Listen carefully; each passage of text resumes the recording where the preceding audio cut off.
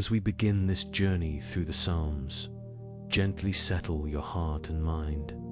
Allow yourself to be present in this moment. Release the tensions of the day. Let go of the burdens you have been carrying. Take a deep breath in and slowly breathe out. Feel your shoulders relax. Feel your body settle into this place of peace. Feel the weight of your body supported, held, safe. Tonight, we will journey through the ancient prayers of the Psalms. Words written thousands of years ago by people who knew what it was like to be afraid in the night, to lie down with worries, to seek God's presence in the darkness. These words have carried generations into peaceful sleep. Tonight, they will carry you. Let the soft music and gentle words guide you into a place of deep rest and trust. We often carry so much into the night.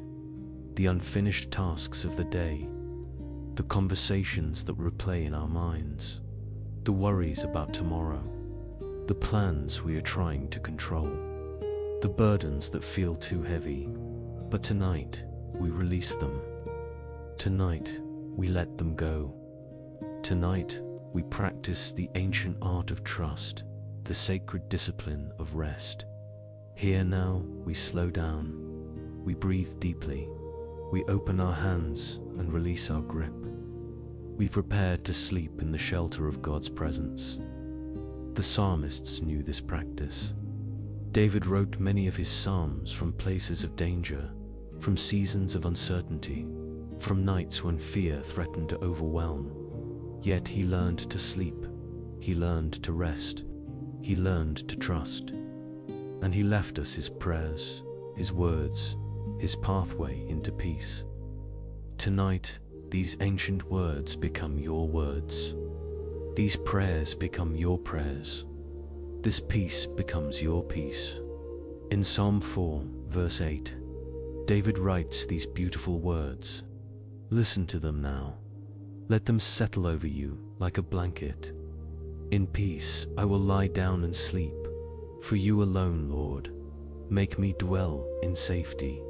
In peace, not in anxiety, not in fear, not in restlessness, but in peace.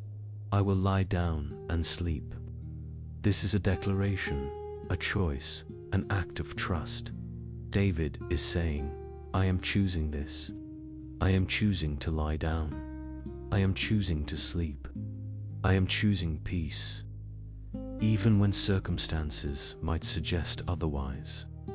Even when there are reasons to stay awake and worried. Even when the mind wants to race and plan and solve. I will lie down and sleep. For you alone, Lord, make me dwell in safety. This is the foundation. This is the reason peace is possible. This is why David can choose rest. Not because everything is perfect. Not because all problems are solved.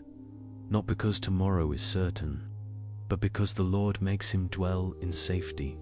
You alone, Lord, not my plans, not my control, not my ability to figure everything out, not my strength or wisdom or effort. You alone, only you, just you. The Lord makes me dwell in safety. The word dwell is so beautiful here. It means to settle, to remain, to abide, to live continuously. God does not just visit us with safety for a moment. He makes us dwell in it. He establishes us in it. He surrounds us with it. Even in our most vulnerable state, even in sleep, even in complete unconsciousness, God makes us dwell in safety. Take a moment now to feel this truth. You are lying down, you are preparing to sleep, and God is making you dwell in safety. Not you making yourself safe. Not you trying to create safety through worry or planning or control, but God. He is the one making you safe. He is the one providing security. He is the one watching over you. In peace, I will lie down and sleep. Peace is not the absence of trouble. Peace is not everything going the way we want. Peace is not a life without challenges or difficulties or unknowns. Peace is the presence of God in the midst of everything. Peace is knowing that He is with us, that He holds us, that He never leaves us. David wrote this psalm during a time of distress. The heading tells us it is a psalm of David. When we read the verses before this final declaration, we see that David is crying out to God. He is asking God to answer him. He is dealing with people who are slandering him, who are seeking what is worthless, who are loving delusions. He is not in a calm, easy season of life. He is facing opposition. He is experiencing stress. He is dealing with real problems. And yet, in the midst of all of this, he declares, "In peace I will lie down and sleep." This is the testimony of trust. This is the evidence of faith. This is what it looks like to surrender. To say, even with all that is happening, even with all that is unresolved, even with all that is uncertain, I will lie down and sleep in peace. Because you alone, Lord, make me dwell in safety. David shifts his focus from his circumstances to his God, from his problems to his provider, from his enemies to his protector. And in that shift, peace becomes possible, rest becomes available, sleep becomes a gift he can receive. What are you facing tonight? What concerns are you carrying? What problems feel unresolved? What uncertainties are you holding? Bring them to mind gently now. Do not push them away. Do not pretend they are not there. Acknowledge them, see them, feel the weight of them, and now hear these words spoken over you. In peace you will lie down and sleep, for the Lord alone makes you dwell in safety. You do not have to solve everything tonight. You do not have to figure it all out before you rest. You do not have to have answers or plans or solutions. You simply have to trust. You simply have to let go. You simply have to receive the gift of sleep that God is offering you. In peace, not in pieces, not fragmented by worry, not scattered by anxiety, but whole, integrated, settled, in peace. This is what God desires for you tonight. This is what He offers you. This is what He makes possible. I will lie down and sleep. Notice the simplicity of this. Lying down, sleeping, the most basic, most vulnerable, most human thing we do. Every single night, we practice this surrender. Every single night, we must let go of consciousness. Every single night, we must trust that we will wake again. Sleep is a daily practice of faith, a nightly act of surrender, a regular reminder that we are not in ultimate control. And this is good. This is God's design. This is His gift to us. He created us with the need for sleep. He built into our bodies this rhythm of waking and resting. He knows we cannot go endlessly. He knows we must stop. He knows we must release. And so He gives us sleep. For you alone, Lord, make me dwell in safety. The focus is entirely on God. You alone, not you and my efforts, not you and my planning, not you and my control. You alone. This is the posture of complete trust. This is the surrender of one who has learned that God is faithful, that God is trustworthy, that God never sleeps so that we can make me dwell in safety. God is the active one here. He makes us dwell. He creates the safety. He establishes the security. He watches over us. He protects us. He holds us. Our job is simply to receive, to rest, to trust, to let Him do what only He can do. So tonight, let this be your prayer. Let this ancient psalm become your words. In peace I will lie down and sleep. For you alone, Lord, make me dwell in safety. Say it slowly in your heart. Let each word sink deep. In peace I will lie down and sleep. For you alone, Lord, make me dwell in safety. You are safe. You are held. You are watched over. The God who created the universe, who set the stars in space, who knows the number of hairs on your head. This God is making you dwell in safety tonight. Rest in this truth. Settle into this reality. Receive this gift. In peace, you will lie down and sleep. Let us turn now to another evening psalm, Psalm 3. This psalm has a specific context, a particular story behind it.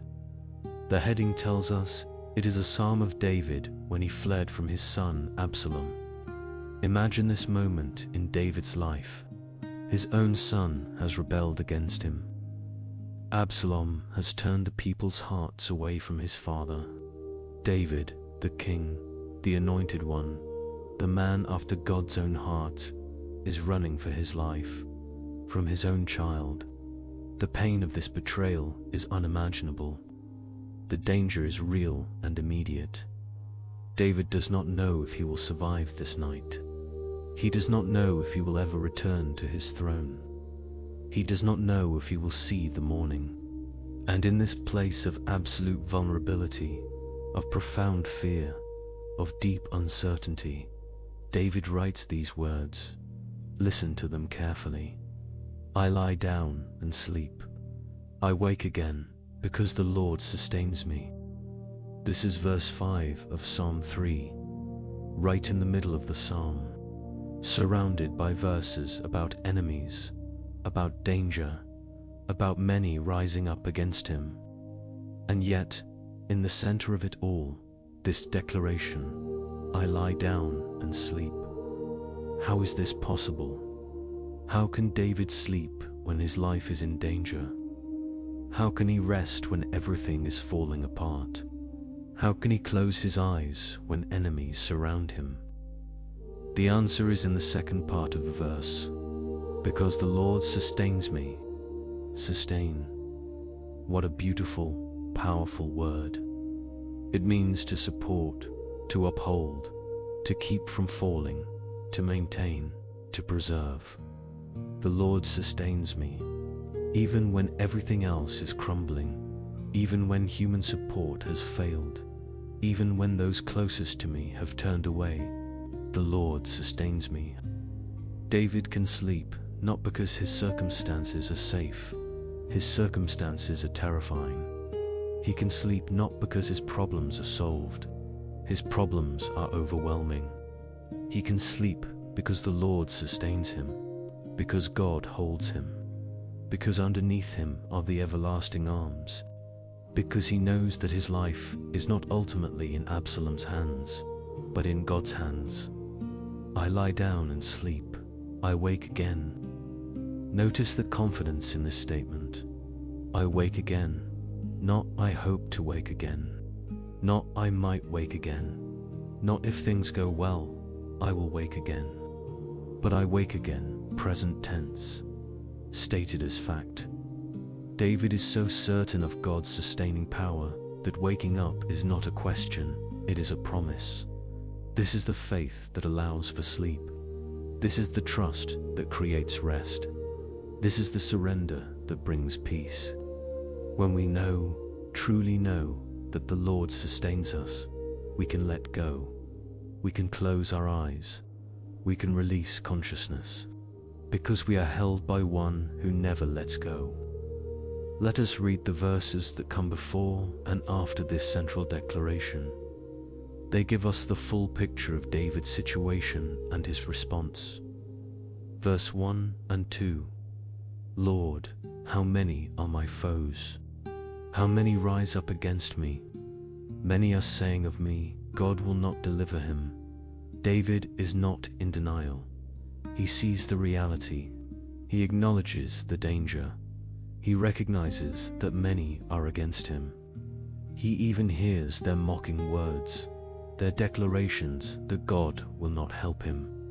He does not pretend everything is fine. He faces the truth of his situation squarely. But then, verse 3, "But you, Lord, are a shield around me, my glory, the one who lifts my head high." But you, Lord. Everything changes with these words. Yes, there are enemies. Yes, there is danger. Yes, there are voices saying God will not deliver. But you, Lord, you are different. You are my shield. You surround me.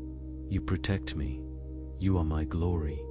You lift my head when everything else would cause us to bow down in despair, to hang our heads in defeat, to collapse under the weight. God lifts our head high. He restores our dignity. He reminds us of our identity. He brings us back to what is true. Verse 4, "I call out to the Lord, and he answers me from his holy mountain." Prayer, communication, connection. David does not face this alone. He calls out, and God answers.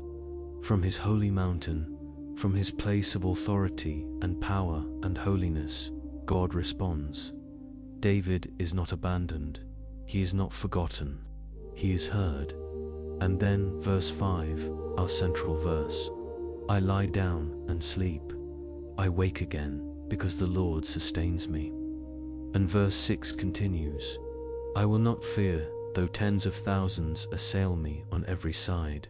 I will not fear even with tens of thousands of enemies, even surrounded on every side, even in the most terrifying circumstances imaginable. I will not fear." Why?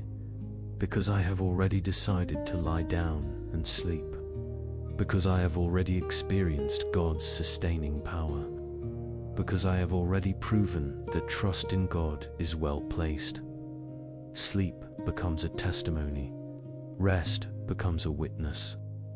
The ability to close our eyes in peace when everything around us suggests we should stay vigilant and afraid. This is evidence of profound faith.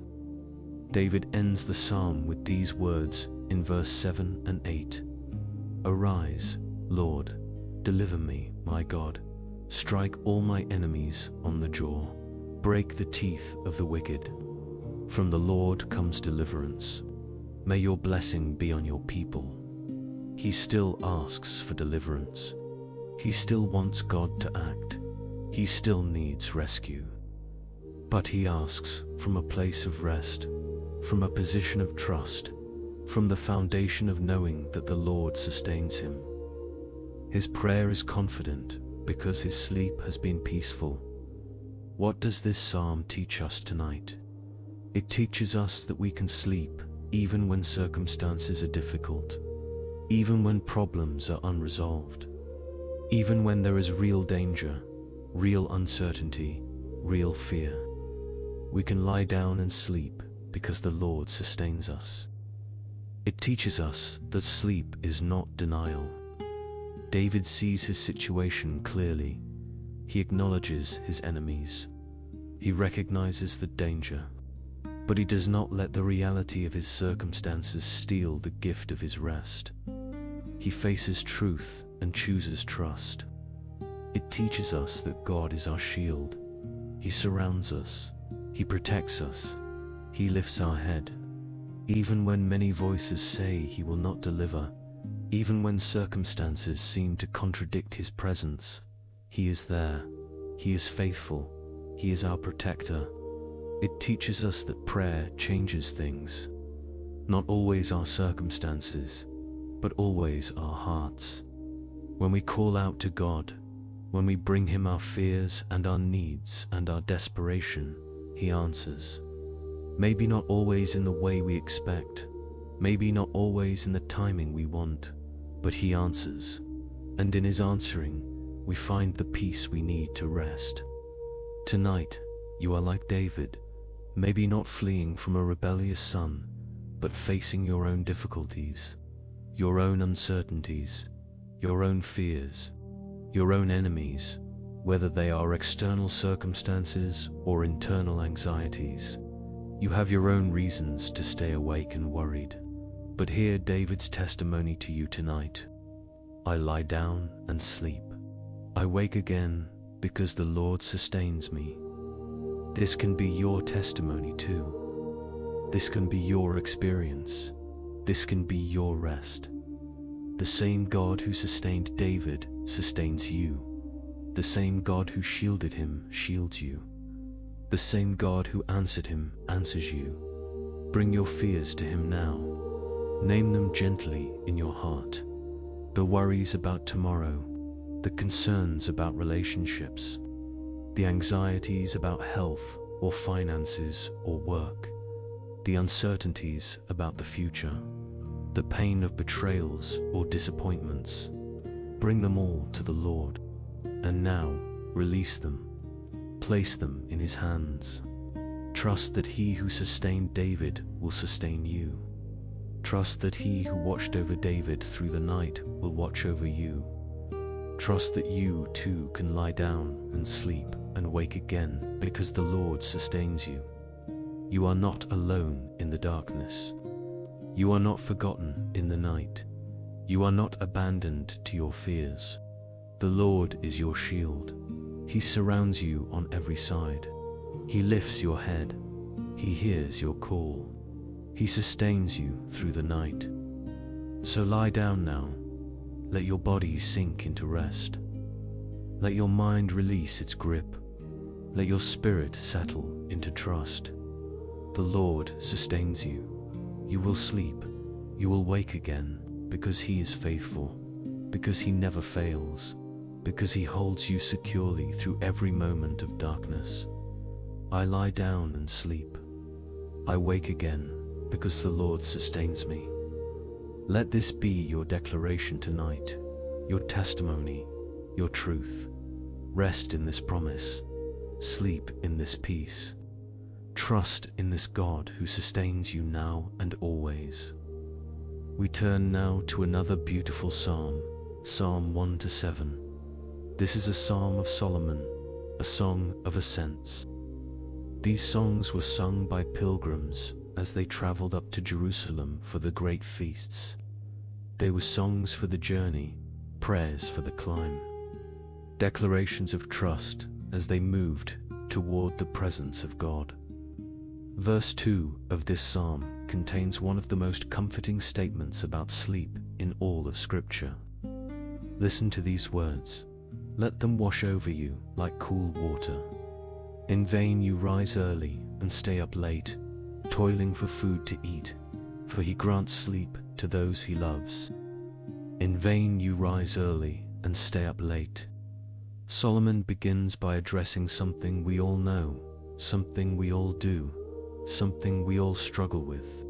We try so hard, we work so much, we push ourselves beyond our limits. We rise early because we think we must. We stay up late because we think we should.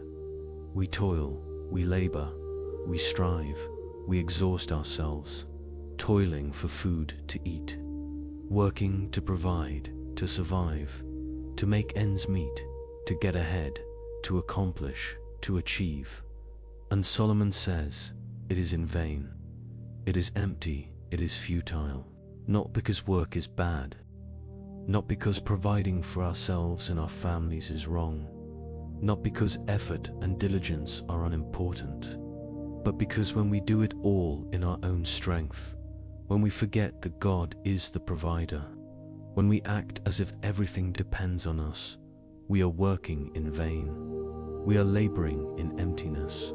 We are striving in futility, for he grants sleep to those he loves. This is the beautiful contrast. This is the different way. This is the truth that changes everything. God grants sleep. Sleep is not something we achieve through exhaustion. Sleep is not something we earn through working hard enough. Sleep is not something we create through our own effort. Sleep is granted, it is given. It is a gift from God to those He loves. And who does He love? You. He loves you. This is not about being good enough, or spiritual enough, or faithful enough. This is about being loved by God. And you are, completely, fully, eternally. You are loved by God. Therefore, He grants you sleep. He gives you this gift. He offers you this rest. Not because you have earned it, not because you deserve it, not because you have worked hard enough, but because He loves you. Because in His love, He knows you need rest. Because in His care, He provides what you cannot provide for yourself. The Hebrew word translated as grants here is interesting. It can also mean to give, to bestow, to put, to place. God puts sleep upon those He loves. He places it on them like a blanket. He bestows it like a blessing. It is His active gift to us. Think about what this means. When you lie down tonight, when you close your eyes, when you drift into sleep, you are receiving a gift from God. A love gift, an expression of His care for you. He is the one granting you sleep. He is the one giving you rest. He is the one saying, "You have done enough today, now receive my gift." This changes how we view sleep, does it not? Sleep is not a weakness. Sleep is not a waste of time. Sleep is not something to fight against or minimize or see as a necessary evil. Sleep is a gift from a loving God to His beloved children. In vain you rise early and stay up late. How often do we do this? How often do we sacrifice sleep because we think we must? Because there is so much to do, so much to accomplish, so many demands on our time. We rise before we are rested because we think we should. We stay up past when we are weary because we think we must. And God says, "This is in vain. This is not my design for you. This is not how I meant for you to live. I grant sleep to those I love, and I love you. So receive my gift. Stop striving, stop toiling as if everything depends on you. Trust me, rest in me. Let me grant you the sleep you need." This psalm reminds us that we are not God. We do not hold the world together. We are not responsible for making everything work. God is sovereign. God is in control. God is the provider. And He does not need us to work ourselves to exhaustion. He invites us to work, yes, to labor, yes, to be faithful and diligent, yes, but then to rest, to stop, to sleep, to trust Him with the night. There is a beautiful surrender in receiving sleep as a gift. It means acknowledging that we are not in ultimate control. It means admitting that we cannot do everything. It means trusting that the world will continue to turn while we are unconscious. It means believing that God is big enough to handle what we cannot, for He grants sleep to those He loves. Say this to yourself now. He grants sleep to those He loves. He grants sleep to me because He loves me. I am receiving His gift. I am accepting His provision. I am trusting His care. You do not have to earn the right to sleep tonight. You do not have to prove you have worked hard enough. You do not have to justify your need for rest. You simply have to receive, to accept, to trust. God loves you, therefore, He grants you sleep. Let go of the striving now. Release the toiling. Stop the mental labor, the endless planning, the working things out in your mind. It is in vain. Not because your concerns are not real, not because your responsibilities are not important, but because God is God and you are not. Because He holds all things together, not you. Because He is the provider, the sustainer, the one who makes things work, and He loves you. He sees you. He knows what you need. And tonight, right now, He is granting you sleep. He is giving you this gift. He is covering you with His love. Receive it. Accept it. Rest in it. In vain you rise early and stay up late, toiling for food to eat, for He grants sleep to those He loves. This is your truth tonight. This is your permission to rest. This is your invitation to stop. God grants you sleep, not because of what you have done, but because of who He is, because He is love, and because you are His beloved. Sleep is a gift.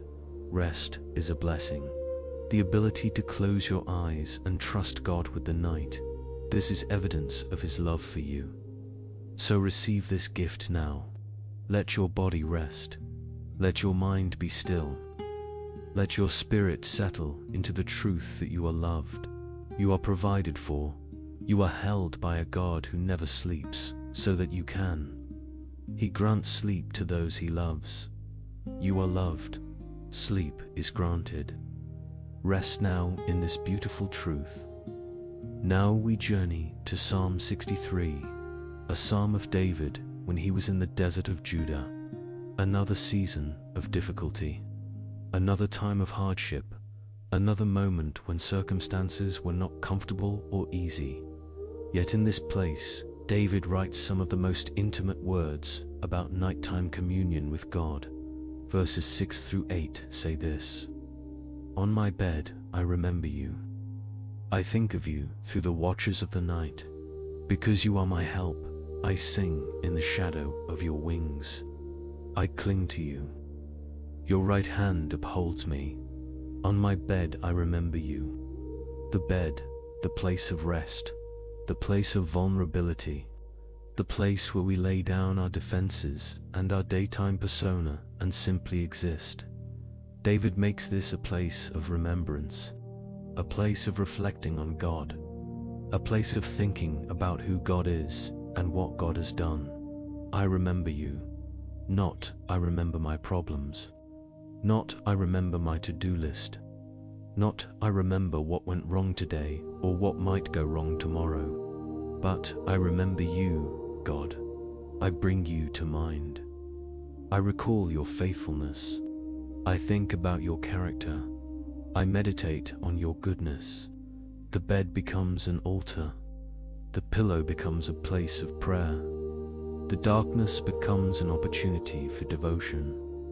Instead of the night being a time of worry or anxiety or restless tossing, it becomes a time of remembering God. What does David remember? Perhaps he remembers the times God has rescued him. The moment he faced Goliath and God gave him victory. The day Samuel anointed him as king when he was just a shepherd boy. The many times Saul tried to kill him and God protected him. The faithfulness of God through every season, every trial, every difficulty. When we remember God, when we recall His faithfulness, when we think about who He is and what He has done, something shifts in us. Fear loses its power. Anxiety loosens its grip. Worry fades into the background. Because we are no longer focused on our circumstances. We are focused on our God. I think of you through the watches of the night. In ancient times, the night was divided into watches. Periods of time when guards would keep watch, when someone would stay awake to protect the camp, when vigilance was maintained through the dark hours. David says he thinks of God through these watches. Perhaps he wakes during the night. Perhaps sleep is difficult in the desert. Perhaps the circumstances keep him stirring. But instead of being frustrated by wakefulness, instead of fighting against it, instead of lying there in anxiety, he thinks of God through the watches of the night, not just for a moment, not just a quick prayer before sleep, but through the night, during the times of waking, in the hours of darkness, continuously, repeatedly, persistently thinking of God. This is meditation. This is contemplation. This is the practice of keeping our minds on God. When thoughts come, we gently return to Him. When worries arise, we redirect our attention to Him. When fear knocks, we remember who He is. Because you are my help. Here is why David can do this. Here is why remembering God through the night makes sense. Because God is his help. Not was his help in the past. Not will be his help in the future. But is, present tense, right now, in this moment, in this night, in this darkness, God is his help. You are my help. Not my circumstances are my help. Not my own strength is my help. Not my plans or my wisdom or my resources are my help. You, God, are my help. You are the one I depend on. You are the one I lean on. You are the one I turn to. I sing in the shadow of your wings. What a beautiful image. The shadow of God's wings. Like a bird protecting its young. Like a mother hen gathering her chicks. Like an eagle sheltering its nest. God's wings cover David. They cast a shadow over him. They provide protection, warmth, safety. And in this shadow, David sings, not complains, not worries, not cries out in fear. He sings. There is joy here. There is worship here. There is gratitude here. Even in the desert, even in difficulty, even at night, David finds a song in the shadow of God's wings. The shadow is not something to fear. We often think of shadows as dark, as ominous, as threatening. But the shadow of God's wings is different. It is the shadow of protection, the shadow of love, the shadow of a God who covers us, who hovers over us, who never leaves us exposed or alone. I cling to you. This is beautiful honesty. David is not pretending to be strong. He is not acting like he has it all together. He clings, like a child clings to a parent in fear. Like a person clings to a rock in a storm. Like someone drowning clings to a rescuer. With desperation, with need, with complete dependence, I cling to you, not to my own understanding, not to my circumstances improving, not to other people coming through for me, but to you, God. I hold on to you. I grab onto you. I do not let go of you. Your right hand upholds me. And here is the beautiful response. David clings to God, and God upholds David. David holds on, and God holds him up. The clinging is not in vain. The desperate grasp is met by a strong hand. God's right hand, the hand of power, the hand of blessing, the hand of protection. This hand upholds David. Uphold means to support, to sustain, to keep from falling. God holds David up.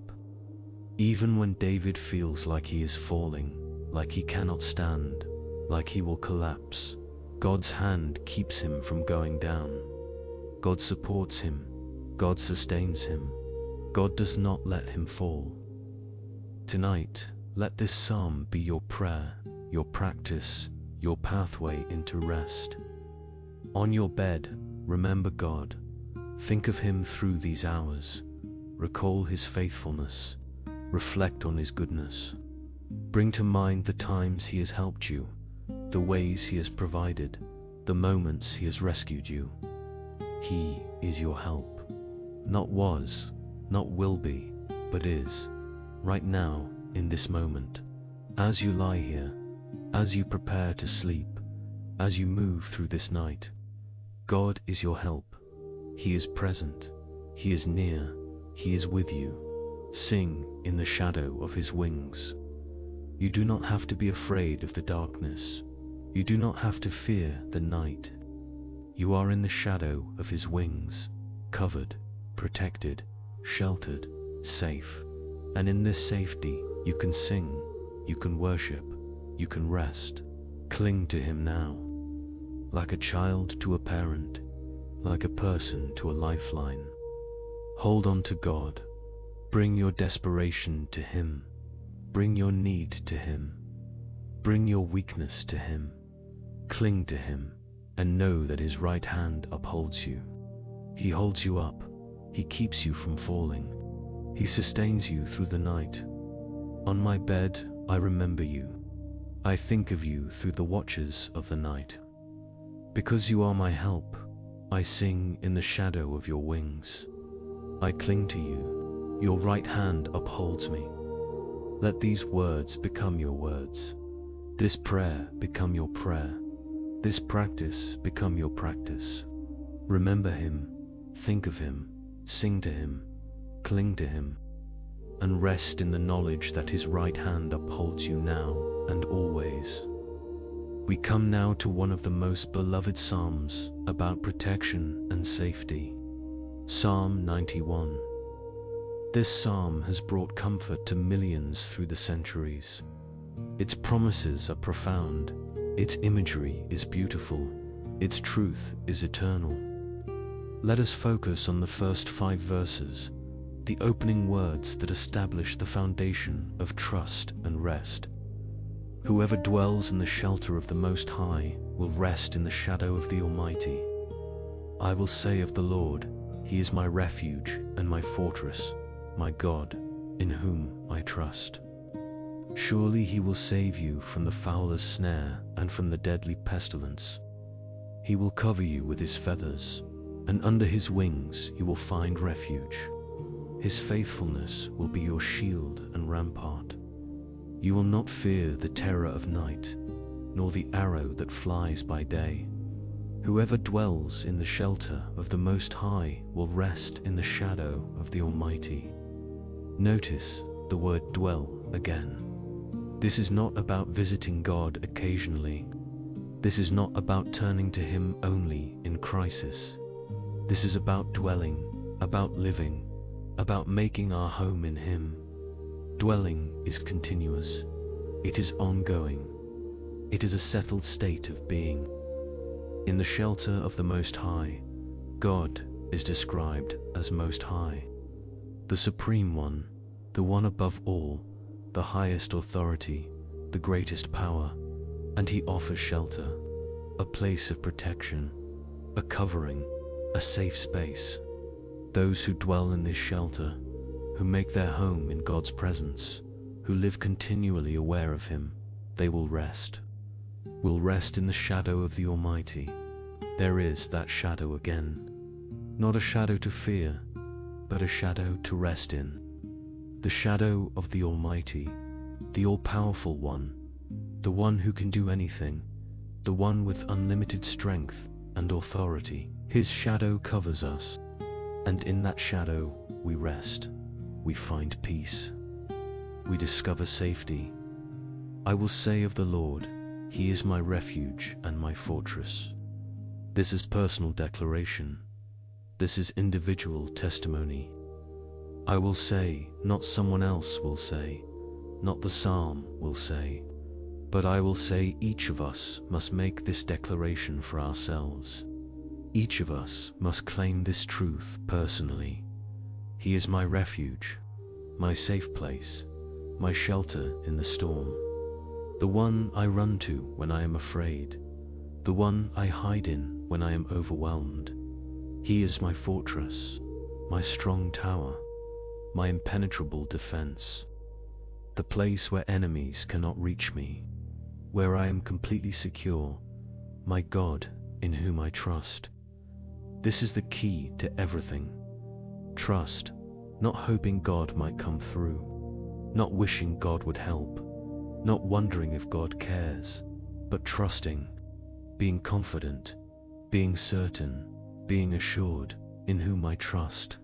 Present tense, right now, tonight, always.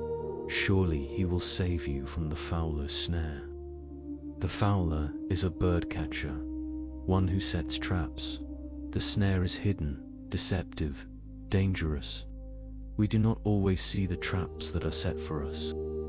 We do not always recognize the dangers that threaten us, but God does, and He saves us from them. Surely, not maybe, not possibly, but surely, with certainty, with guarantee, and from the deadly pestilence, from disease, from plague, from unseen threats that can destroy. God protects, God shields, God preserves. Even from the things we cannot see coming, the dangers we do not know about, the threats we cannot anticipate, God is watching, God is guarding, God is protecting. He will cover you with His feathers, and under His wings you will find refuge. Here again is that beautiful bird imagery. God, like a great bird, spreading His wings over us, covering us with His feathers. This is tender, this is gentle, this is the picture of a loving parent protecting a vulnerable child. Under His wings you will find refuge. We find it, we discover it, we experience it. It is there for us, available, accessible, offered under His wings, close to Him, near to His heart, in the most protected place possible. His faithfulness will be your shield and rampart. His faithfulness, not ours.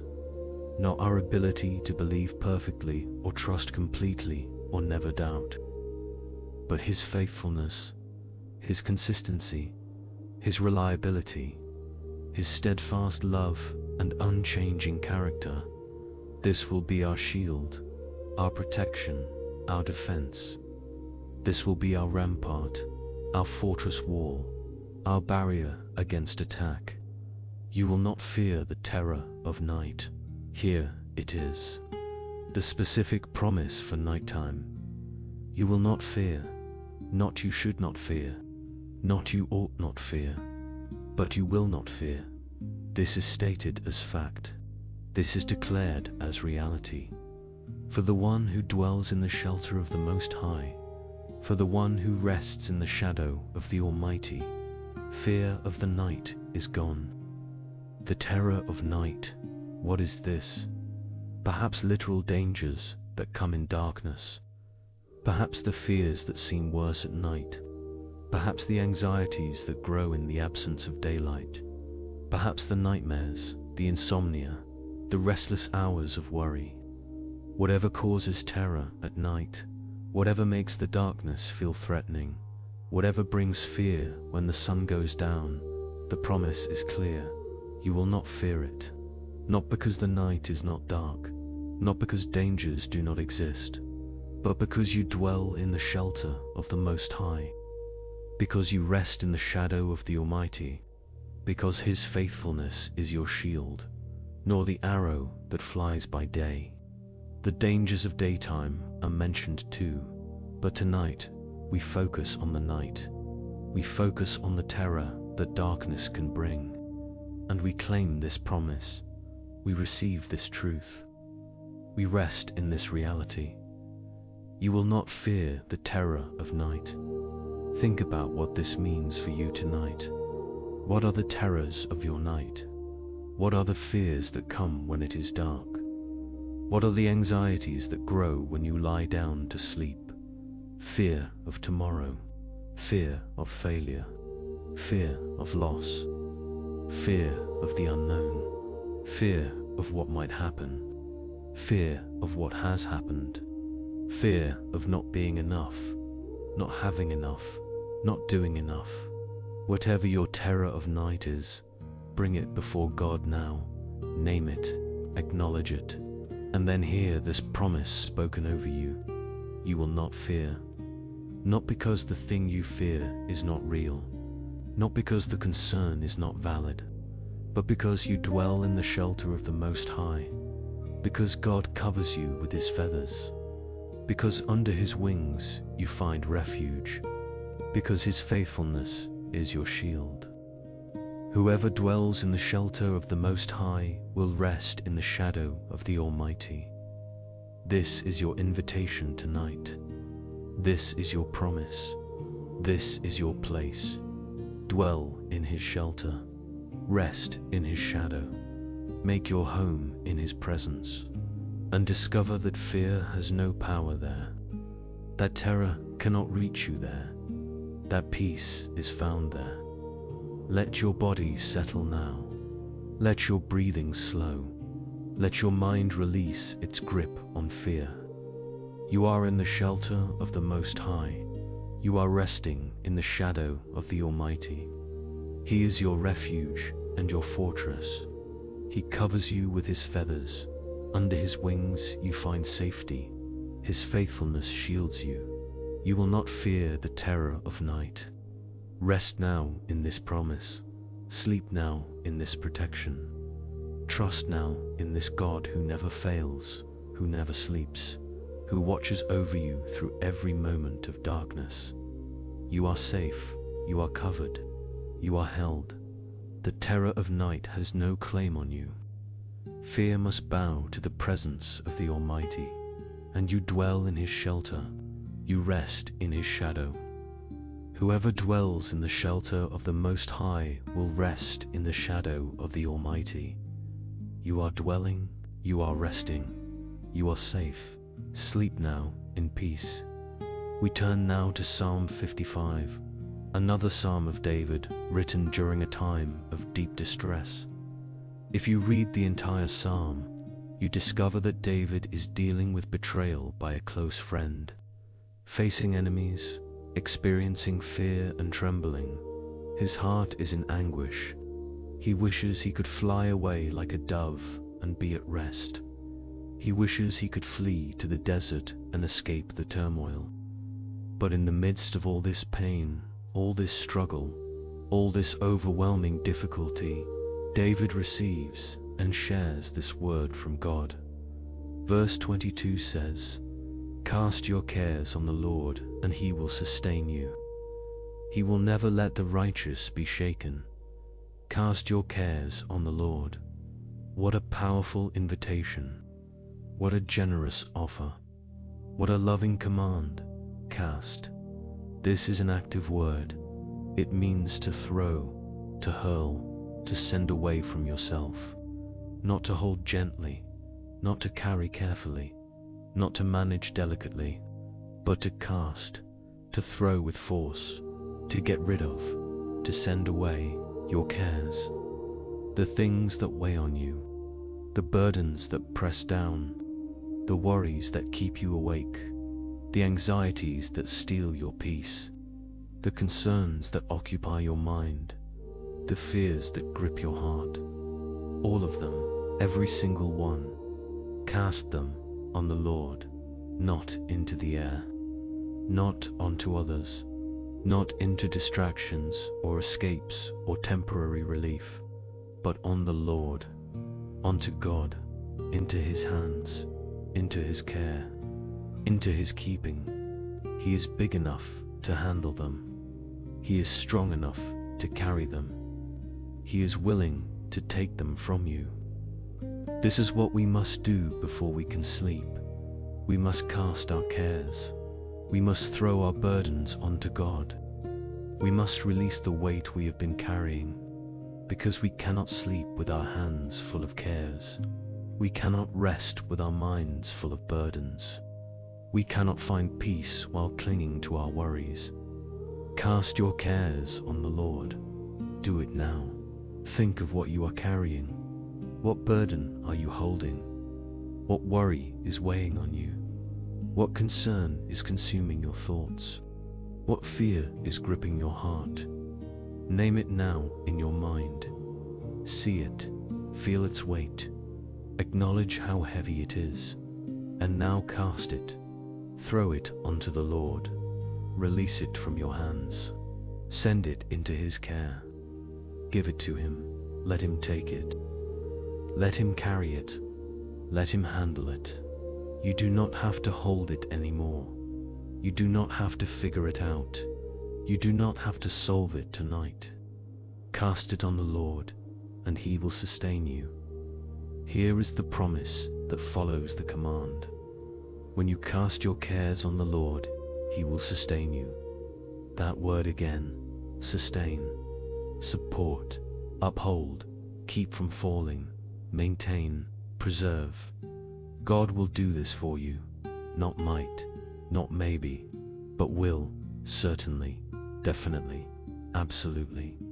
He will sustain you, even when you feel like you cannot stand, even when the weight seems too much, even when you think you will collapse.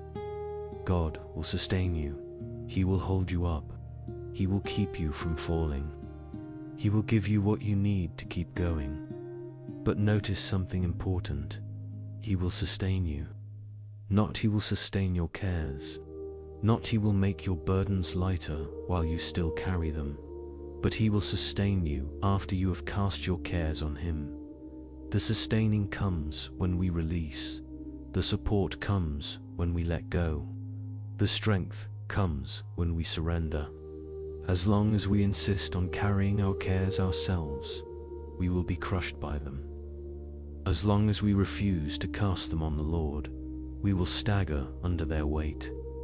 But when we throw them onto God, when we give them to Him, when we trust Him with them, He sustains us. He holds us up.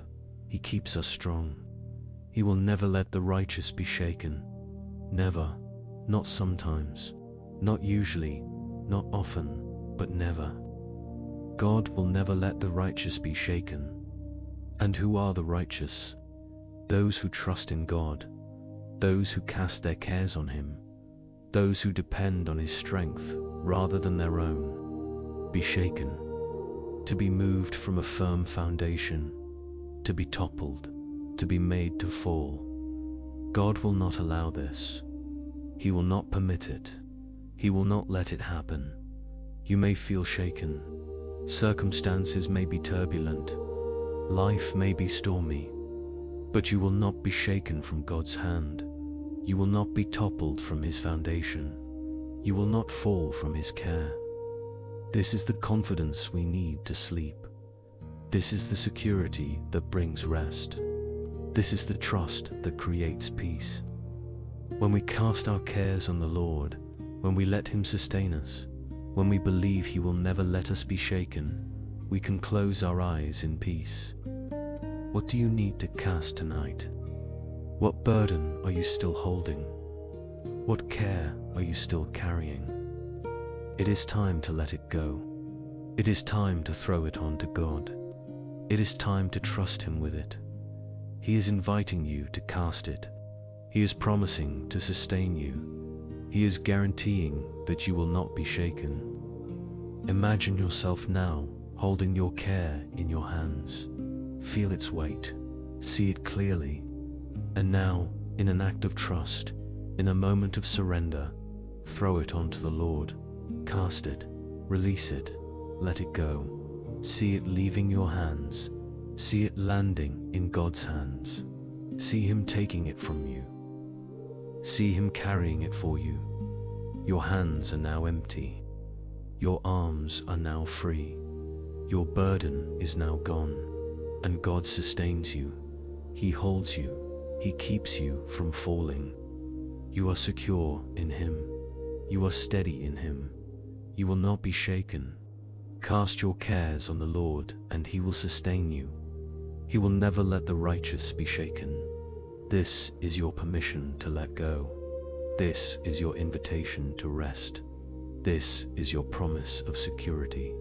Cast your cares. Be sustained. Rest in the certainty that you will not be shaken.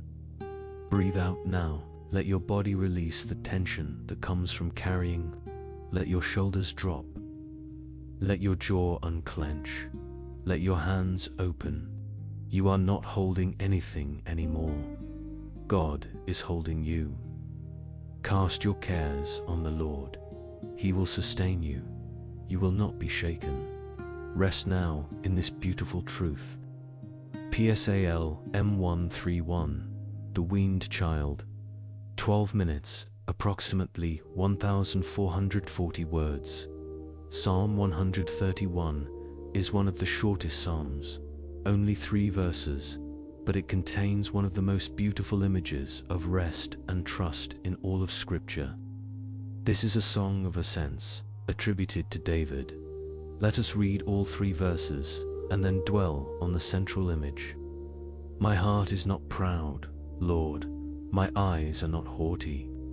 I do not concern myself with great matters or things too wonderful for me.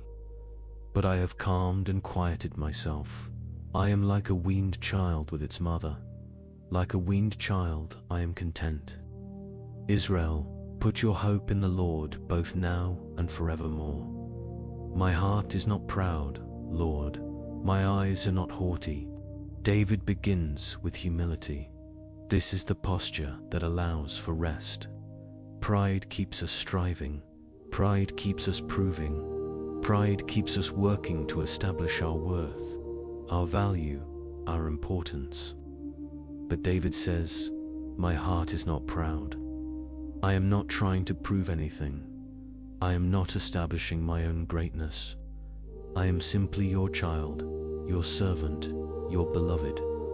My eyes are not haughty. I am not looking down on others. I am not elevating myself. I am not comparing or competing or trying to be more than I am. I am at peace with who I am in you. I am content with my place. I am settled in my identity. I do not concern myself with great matters or things too wonderful for me. This is profound wisdom. This is mature trust. This is the ability to know our limits and be at peace with them. There are great matters, things beyond our understanding, questions we cannot answer, mysteries we cannot solve. And David says, I do not concern myself with them. Not because he does not care, not because he is not curious, not because he thinks they are unimportant, but because he knows his place, he knows his limits. He knows that some things are too wonderful for him, too great for his understanding, too high for his grasp, and he is okay with that. He is at peace with not knowing everything. He is content with trusting God with the mysteries. This is so important for sleep. So much of what keeps us awake is trying to figure out things that are beyond us, trying to understand what we cannot understand, trying to solve what we cannot solve, trying to control what we cannot control. We concern ourselves with great matters and things too wonderful for us, and it robs us of peace. It steals our rest. It keeps us awake and anxious. But David shows us another way. Do not concern yourself. Let it go. Release it. Trust that God understands even when you do not. Trust that God has answers even when you do not. Trust that God is in control even when you are not. But I have calmed and quieted myself. This is the result of humility and trust. This is what happens when we stop concerning ourselves with things too wonderful for us. We become calm. We become quiet. Notice that David says, I have calmed and quieted myself. This is active. This is intentional. This is a choice he makes.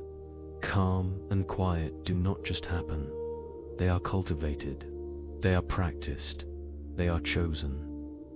In the midst of a noisy world, in the midst of a busy life, in the midst of concerns and cares, David calms himself. He quiets himself. He chooses peace. He creates stillness. He practices rest. How do we calm and quiet ourselves? By remembering who God is, by trusting his character, by releasing what is beyond us, by choosing humility over pride, by accepting our limits, by surrendering control, by breathing deeply, by letting go. I am like a weaned child with its mother. Like a weaned child, I am content. This is one of the most beautiful images in all of Scripture. A weaned child with its mother, not a nursing infant who cries out in hunger, who demands to be fed, who is restless until needs are met, but a weaned child, a child who is past that stage, A child who is content simply to be with mother. The weaned child does not need anything in this moment. The weaned child is not demanding. The weaned child is not restless. The weaned child simply rests in mother's presence, in mother's arms, in mother's love. Content, peaceful, secure.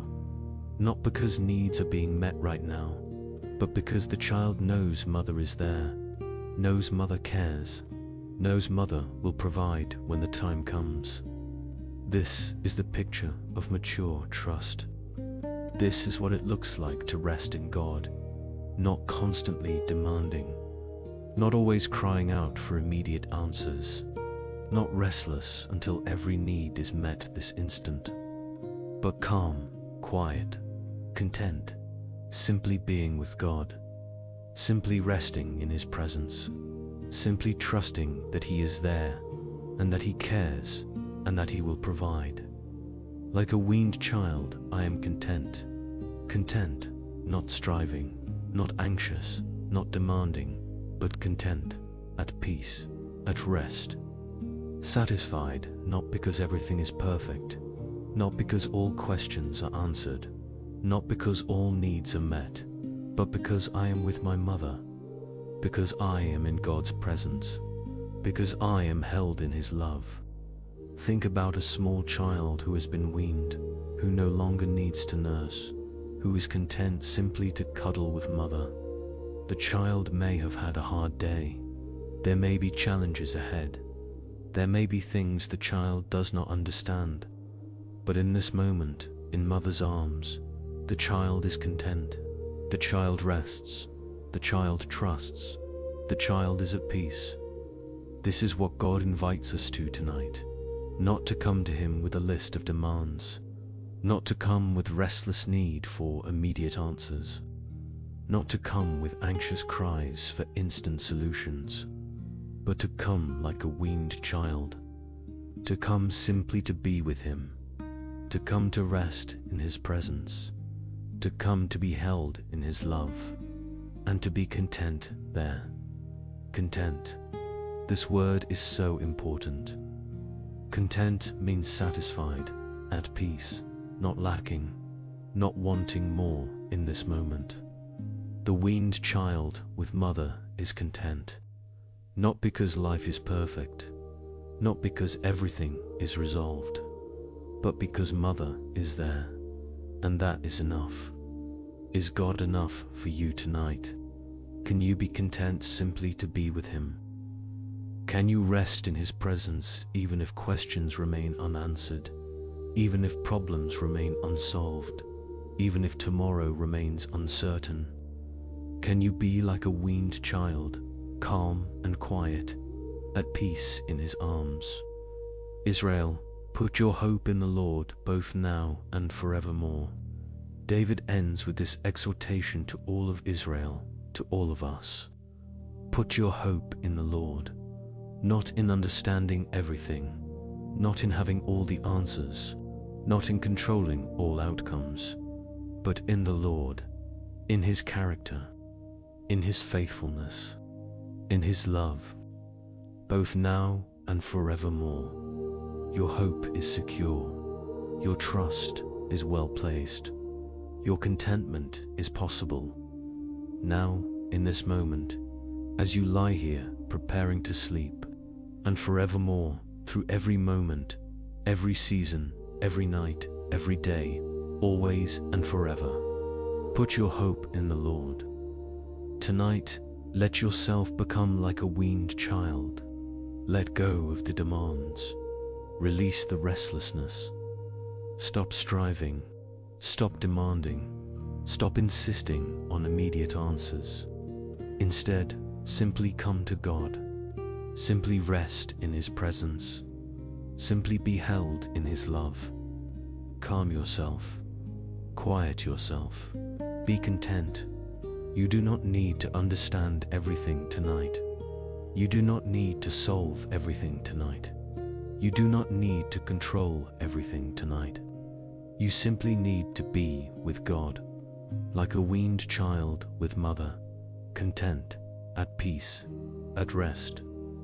My heart is not proud, Lord, my eyes are not haughty. I do not concern myself with great matters or things too wonderful for me. But I have calmed and quieted myself. I am like a weaned child with its mother. Like a weaned child, I am content. Let these words become your prayer, your posture, your practice. Calm yourself now. Quiet yourself now. Be content now. Rest in God's arms like a weaned child, peaceful, secure, at rest. You are held, you are loved, you are safe. Be content in this. Rest now in this. Sleep now in this beautiful truth. We come now to Psalm 46, a psalm of the sons of Korah. This psalm is about God as our refuge and strength, a very present help in trouble. It speaks of earth giving way, of mountains falling into the sea, of waters roaring and foaming, of nations in uproar, of kingdoms falling. It paints a picture of absolute chaos, of everything that could go wrong, going wrong, of a world in turmoil.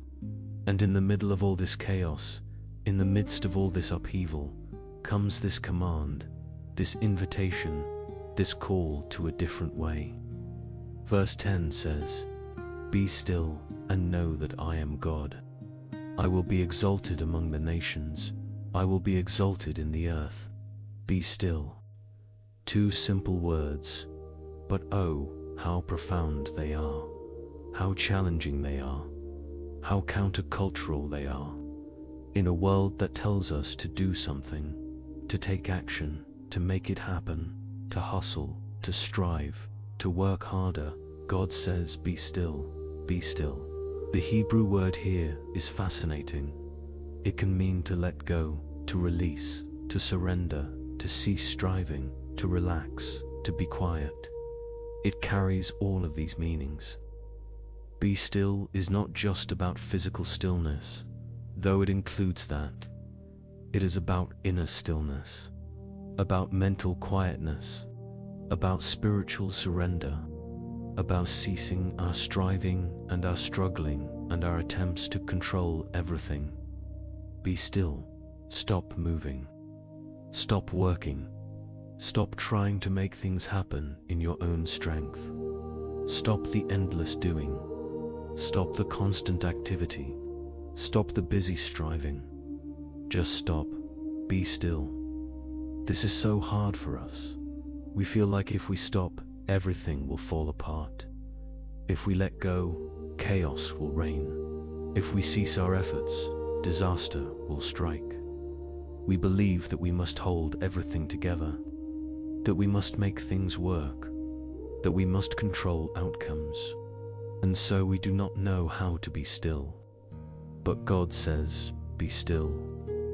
Not because nothing matters, not because we should not care, not because we should not act, but because in this moment, stillness is what is needed.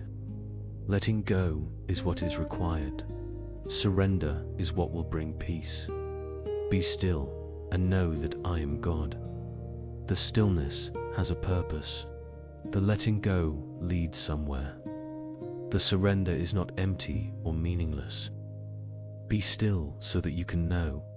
Know deeply, know experientially, know with certainty. Know that I am God. I am God, not you are God. Not your efforts are God. Not your control is God. Not your understanding is God. But I am God.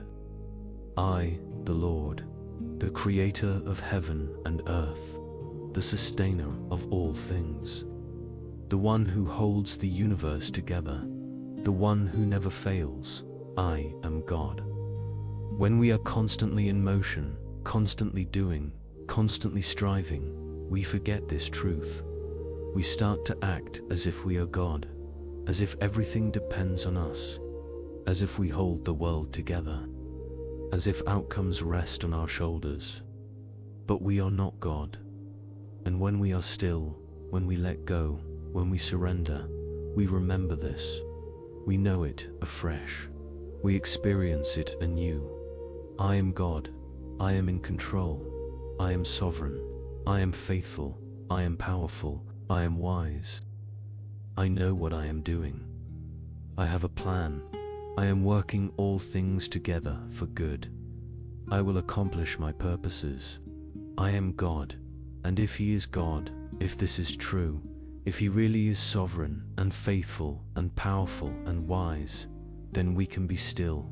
We can let go. We can surrender. We can stop striving, because it is not all up to us. Because we are not responsible for holding everything together.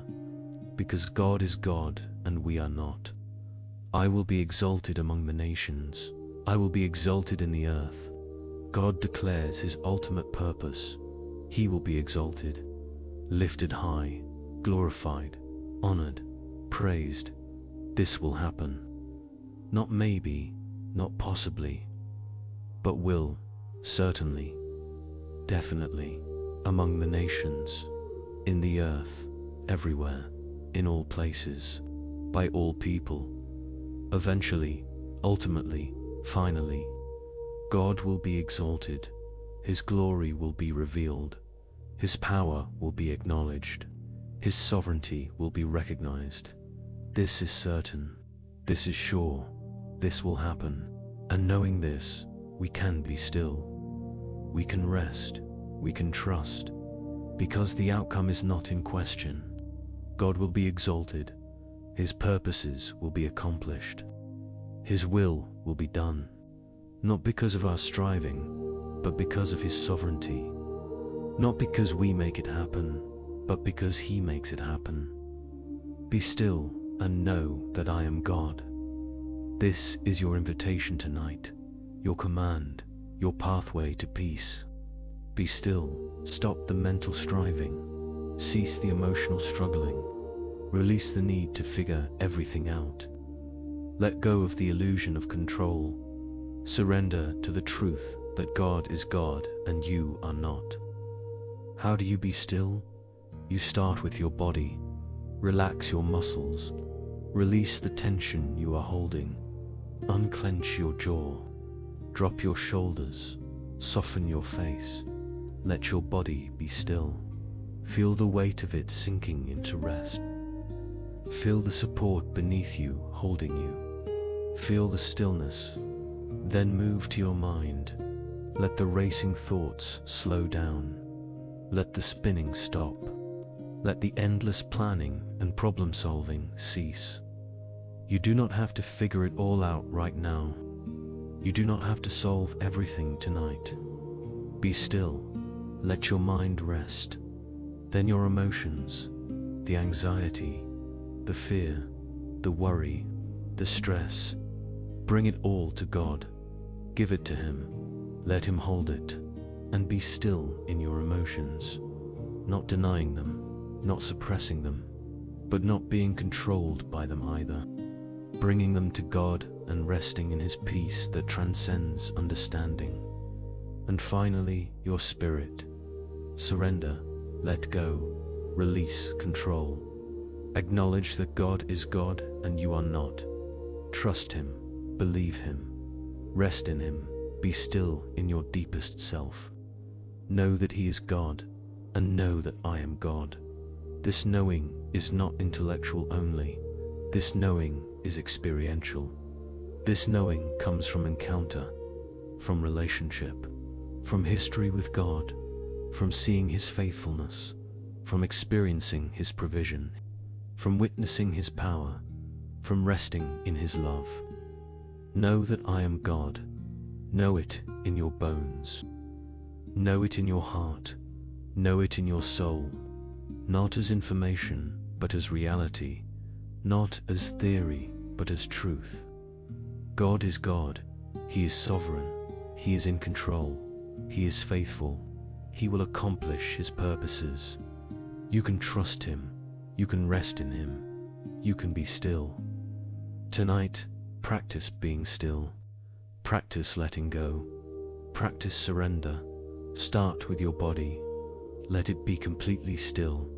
No movement, no fidgeting, no restlessness, just stillness. Feel what it is like to be completely still physically. Then your mind, when thoughts come, do not chase them. Do not follow them. Do not engage with them. Just let them pass like clouds across the sky. Come back to stillness. Come back to quiet. Be still in your mind. Then your heart. Whatever you are feeling, bring it to God. Fear, bring it to God. Anxiety, bring it to God. Worry, bring it to God. And then be still. Rest in His presence. Trust His care. Be still in your emotions. And finally, your spirit. Surrender everything to God. Every plan, every dream, every concern, every care. Give it all to Him. Hold nothing back. Keep nothing for yourself to manage. Give it all and be still. Rest in Him. Trust Him completely. Be still and know that I am God. This is your practice for tonight. This is your pathway to peace. This is your invitation to rest. Be still, in body, in mind, in heart, in spirit. Be still, and in the stillness, know deeply, know certainly, know experientially, know that He is God. He is God, you are not. He is in control, you are not. He holds the world together, you do not. He accomplishes His purposes, you do not have to. He is sovereign, you can rest. He is faithful, you can trust. He is God, you can be still. I will be exalted among the nations, I will be exalted in the earth. God's purposes will be accomplished. His glory will be revealed. His will be done. Not because you make it happen, but because He makes it happen. And knowing this, resting in this, trusting this, you can be still. Be still now. Let your body rest. Let your mind quiet. Let your heart settle. Let your spirit surrender. Be still and know. Know that He is God. Know that He is faithful. Know that He is in control. Know that you can trust Him. Know that you are safe in His hands. Be still and know. Be still and rest. Be still and sleep. Be still and know that I am God. Let this be the last thought you hold as you drift towards sleep. Be still, know. He is God. You are safe. You are held. You are loved. Be still, rest, sleep. We come now to Psalm 121, another song of ascents. This beautiful psalm is a dialogue, a conversation between a worshipper and either another person or perhaps the worshipper's own soul. It begins with a question and then unfolds into one of the most comforting promises of divine protection in all of Scripture. Let us read it together in its entirety first, and then we will dwell on its meaning for us tonight. I lift up my eyes to the mountains. Where does my help come from? My help comes from the Lord, the maker of heaven and earth. He will not let your foot slip. He who watches over you will not slumber. Indeed, He who watches over Israel will neither slumber nor sleep. The Lord watches over you. The Lord is your shade at your right hand. The sun will not harm you by day, nor the moon by night. The Lord will keep you from all harm. He will watch over your life. The Lord will watch over your coming and going, both now and forevermore. I lift up my eyes to the mountains. Where does my help come from? The psalmist begins by looking around, searching, seeking help. The mountains in ancient Israel were where pagan shrines often stood, where false gods were worshipped, where people looked for help from sources that could not truly help. Or perhaps the mountains represent obstacles, challenges, difficulties that seem insurmountable. Where does my help come from? This is the question we all ask. When we are afraid, when we are overwhelmed, when we face the night and all its uncertainties, where does our help come from? Where can we turn? Who can we trust? What will sustain us? My help comes from the Lord, the maker of heaven and earth. The answer comes immediately. Not from the mountains, not from false gods, not from my own strength or wisdom or resources, but from the Lord, from Yahweh, from the covenant-keeping God who has proven himself faithful again and again, the maker of heaven and earth. This is who our help comes from, the one who created everything, the one who spoke stars into existence, the one who formed mountains with his hands, the one who set the boundaries of the sea, the one who knows every detail of creation because he made it all. This is the one who helps us. This is the one we can trust. If he made heaven and earth, if he has that kind of power, that kind of wisdom, that kind of authority, then surely he can help us. Surely he can handle our problems. Surely he can meet our needs.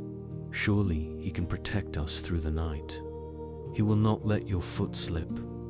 The psalm now shifts to direct address, to personal assurance. He will not let your foot slip. This is the language of journey, of walking a path, of navigating difficult terrain. In ancient times, travelers on mountain paths faced real danger. One wrong step, one slip, and they could fall to injury or death. God promises to keep our foot from slipping, to keep us steady on the path, to prevent us from falling. Not because the path is always easy, not because there are no challenges, but because he watches over us, because he guides our steps, because he keeps us secure. He who watches over you will not slumber. Here is the foundation of nighttime peace. Here is why we can sleep. Here is the reason we can rest. Because the one who watches over us does not slumber. He does not doze off. He does not become drowsy. He remains alert, vigilant, watchful. We need to sleep. Our bodies require it. Our minds demand it. We cannot stay awake forever. We must rest, but God does not need to sleep. God never sleeps. God is always awake, always alert, always watching, always present, always aware. Indeed, he who watches over Israel will neither slumber nor sleep. The psalmist emphasizes this truth: neither slumber nor sleep, not even a light doze, not even a brief rest. God is always fully awake, fully present, fully attentive. He does not miss anything. He does not overlook anything. He does not fail to notice our need. This is the great paradox of sleep. We can sleep because he does not. We can rest because he remains vigilant. We can close our eyes in peace because his eyes are always open. We can let go of consciousness because he never lets go of us. Think about what this means. Right now, as you lie here, God is awake. God is watching over you. God is present. When you drift into sleep, when you lose awareness, when you cannot watch over yourself anymore, God is watching. When you are most vulnerable, he is most vigilant. When you are unconscious, he is completely conscious of you. The Lord watches over you. Personal, direct, specific.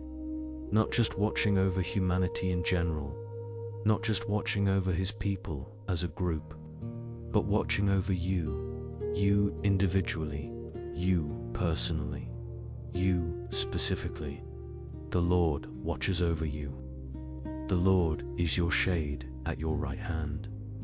In the ancient Near East, the sun was a real threat. Heat stroke, dehydration, sunburn, these were serious dangers. Shade was not a luxury, but a necessity. And God is compared to shade. He provides protection. He offers relief. He shields from harm at your right hand. The right hand is the place of honor, of protection, of strength. In battle, a warrior would protect his comrade's right side. God is at your right hand, close, present, protective, ready to defend, ready to shield, ready to help. The sun will not harm you by day, nor the moon by night. Protection around the clock, not just in darkness but in light, not just at night but during the day. God's care is constant, continuous, complete. The sun will not harm you by day. Whatever threatens you in the daylight hours, God protects you from it, and the moon by night. In ancient times, people believed the moon could cause harm, could affect the mind, could bring danger. Whether this was true or not, the point is clear. Nothing, day or night, can harm you when God is your protector. The Lord will keep you from all harm, not most harm, not some harm, but all harm. This does not mean nothing bad ever happens to God's people. We live in a fallen world. We experience difficulties, we face challenges, but it does mean that nothing can ultimately harm us. Nothing can separate us from God's love. Nothing can destroy us. Nothing can take us from His hand. He keeps us from all ultimate harm. He preserves our souls. He guards our eternal well-being. He will watch over your life, not just your physical safety, though that is included, but your whole life, your relationships, your work, your struggles, your joys, your sorrows, your past, your present, your future, all of it. He watches over all of it. He cares about all of it. He is involved in all of it. The Lord will watch over your coming and going, every movement, every transition, every change, every departure and every arrival. When you leave your house, He watches over you. When you return home, He is there. When you begin something new, He is with you. When you end something old, He is present. Coming and going, always, constantly, continuously, both now and forevermore. This is not temporary. This is not conditional. This is not for a limited time only. Both now, in this present moment, as you lie here tonight, and forevermore, through all time, through all eternity, forever and ever without end. God's watchful care never stops. His protection never ends. His presence never leaves. Can you feel the comfort of this psalm? Can you sense the security it offers?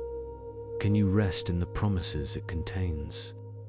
God is watching over you right now. He sees you. He knows you. He cares for you. And He will never stop watching. He will never sleep. He will never turn away. He will never leave you unprotected. You can sleep because He does not. You can rest because He watches. You can let go because He holds on. You can close your eyes because His eyes are always open. You can be unconscious because He is always conscious of you. Where does your help come from? Your help comes from the Lord, the Maker of heaven and earth. He will not let your foot slip. He who watches over you will not slumber. He will neither slumber nor sleep. He watches over you. He is your shade. He keeps you from all harm. He watches over your life. He watches over your coming and going, both now and forevermore. Rest in this truth tonight. Sleep in this security. Trust in this promise. The God who made heaven and earth is watching over you. He will not sleep. He will not slumber. He will not let you slip. He will keep you from all harm. You are safe. You are watched over. You are protected, now and forevermore. Close your eyes now in peace. Let your breathing slow. Let your body relax completely. God is awake. God is watching. God is present. You do not need to be vigilant. You do not need to stay alert. You do not need to watch over yourself. God is doing that. God will do that through the entire night. You can rest. You can sleep. You can trust. He who watches over you will not slumber. He will not sleep. You should. You are safe in his watch care. Sleep now in peace. Perhaps no psalm is more beloved, more memorized, more quoted than Psalm 23. These familiar words have brought comfort to millions through the centuries. They have been spoken at bedsides and gravesides, in hospitals and homes, in times of peace and times of war. Tonight, let us hear them again as if for the first time. Let them speak fresh comfort to our hearts. The Lord is my shepherd, I lack nothing. He makes me lie down in green pastures. He leads me beside quiet waters. He refreshes my soul. He guides me along the right paths for his name's sake. Even though I walk through the darkest valley, I will fear no evil, for you are with me. Your rod and your staff, they comfort me. You prepare a table before me in the presence of my enemies. You anoint my head with oil. My cup overflows. Surely your goodness and love will follow me all the days of my life, and I will dwell in the house of the Lord forever. The Lord is my shepherd. This is personal relationship. This is intimate knowledge. This is individual care. Not the Lord is a shepherd. Not the Lord is shepherd to many, but the Lord is my shepherd, mine, my personal shepherd, my individual caretaker, my specific guide. David wrote this psalm, and David knew about sheep. He had been a shepherd boy. He had watched over flocks. He had protected them from predators. He had led them to food and water. He had searched for lost sheep. He had carried weak lambs. He knew what shepherding meant. And he declares, "The Lord is my shepherd." A shepherd's job is to care for the sheep, to meet their needs, to protect them from danger, to lead them to good pasture, to keep them from harm, to know each one individually, to notice when one is missing, to go after the lost, to tend the wounded. This is what shepherds do, and God does this for us. He is our shepherd. I lack nothing. When you have a good shepherd, when you have someone who truly cares for you and provides for you and protects you, you lack nothing. Not because you have everything you want, but because you have everything you need. The shepherd ensures this. The shepherd makes certain that the sheep have what they require. And when the Lord is your shepherd, you lack nothing. Nothing essential, nothing necessary, nothing vital. You have what you need because he provides it. He makes me lie down in green pastures. Sometimes sheep will not lie down. They are anxious. They are fearful. They are restless. A good shepherd creates conditions where sheep can rest. He finds green pastures, places of good food, of nourishment, of plenty, and he makes the sheep lie down. Not forces them harshly, but creates such safety and provision that they can rest. God does this for us. He makes us lie down. Sometimes we do not want to rest. We want to keep going. We want to keep striving. We want to keep working. But God, like a good shepherd, makes us lie down. He brings us to places of rest. He creates circumstances where we must stop. He gives us bodies that require sleep. He makes us lie down in green pastures. Tonight, you are lying down.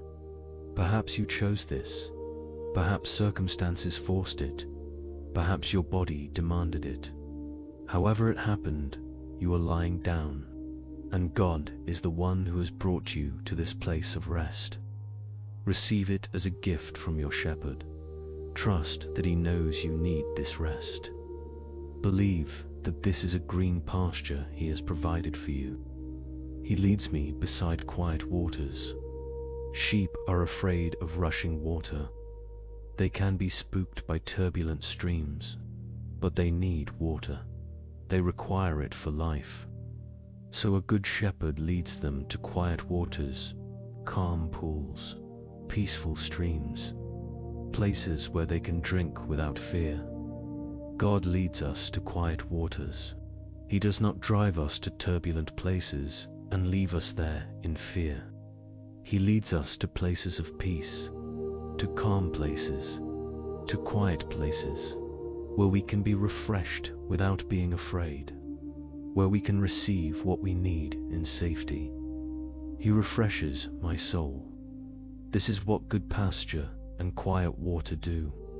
They refresh, they restore, they renew. The sheep that have been walking all day, that have been grazing in difficult places, that have been struggling, they are refreshed by the shepherd's care. Their souls, their lives, their very beings are restored. God refreshes our souls. When we are weary, he restores us. When we are depleted, he renews us. When we are exhausted, he refreshes us. Not just our bodies, though he does that too, but our souls, our inner beings, our spirits. He refreshes us deep within. He guides me along the right paths for his name's sake. A shepherd must know the right paths. There are dangerous paths that lead to cliffs or predators. There are wrong paths that lead nowhere. But there are right paths that lead to good pasture, to safety, to the destination. A good shepherd knows these paths and guides the sheep along them. God guides us along right paths, not because we always know the way, not because we can figure it out ourselves, but because he knows. He sees ahead.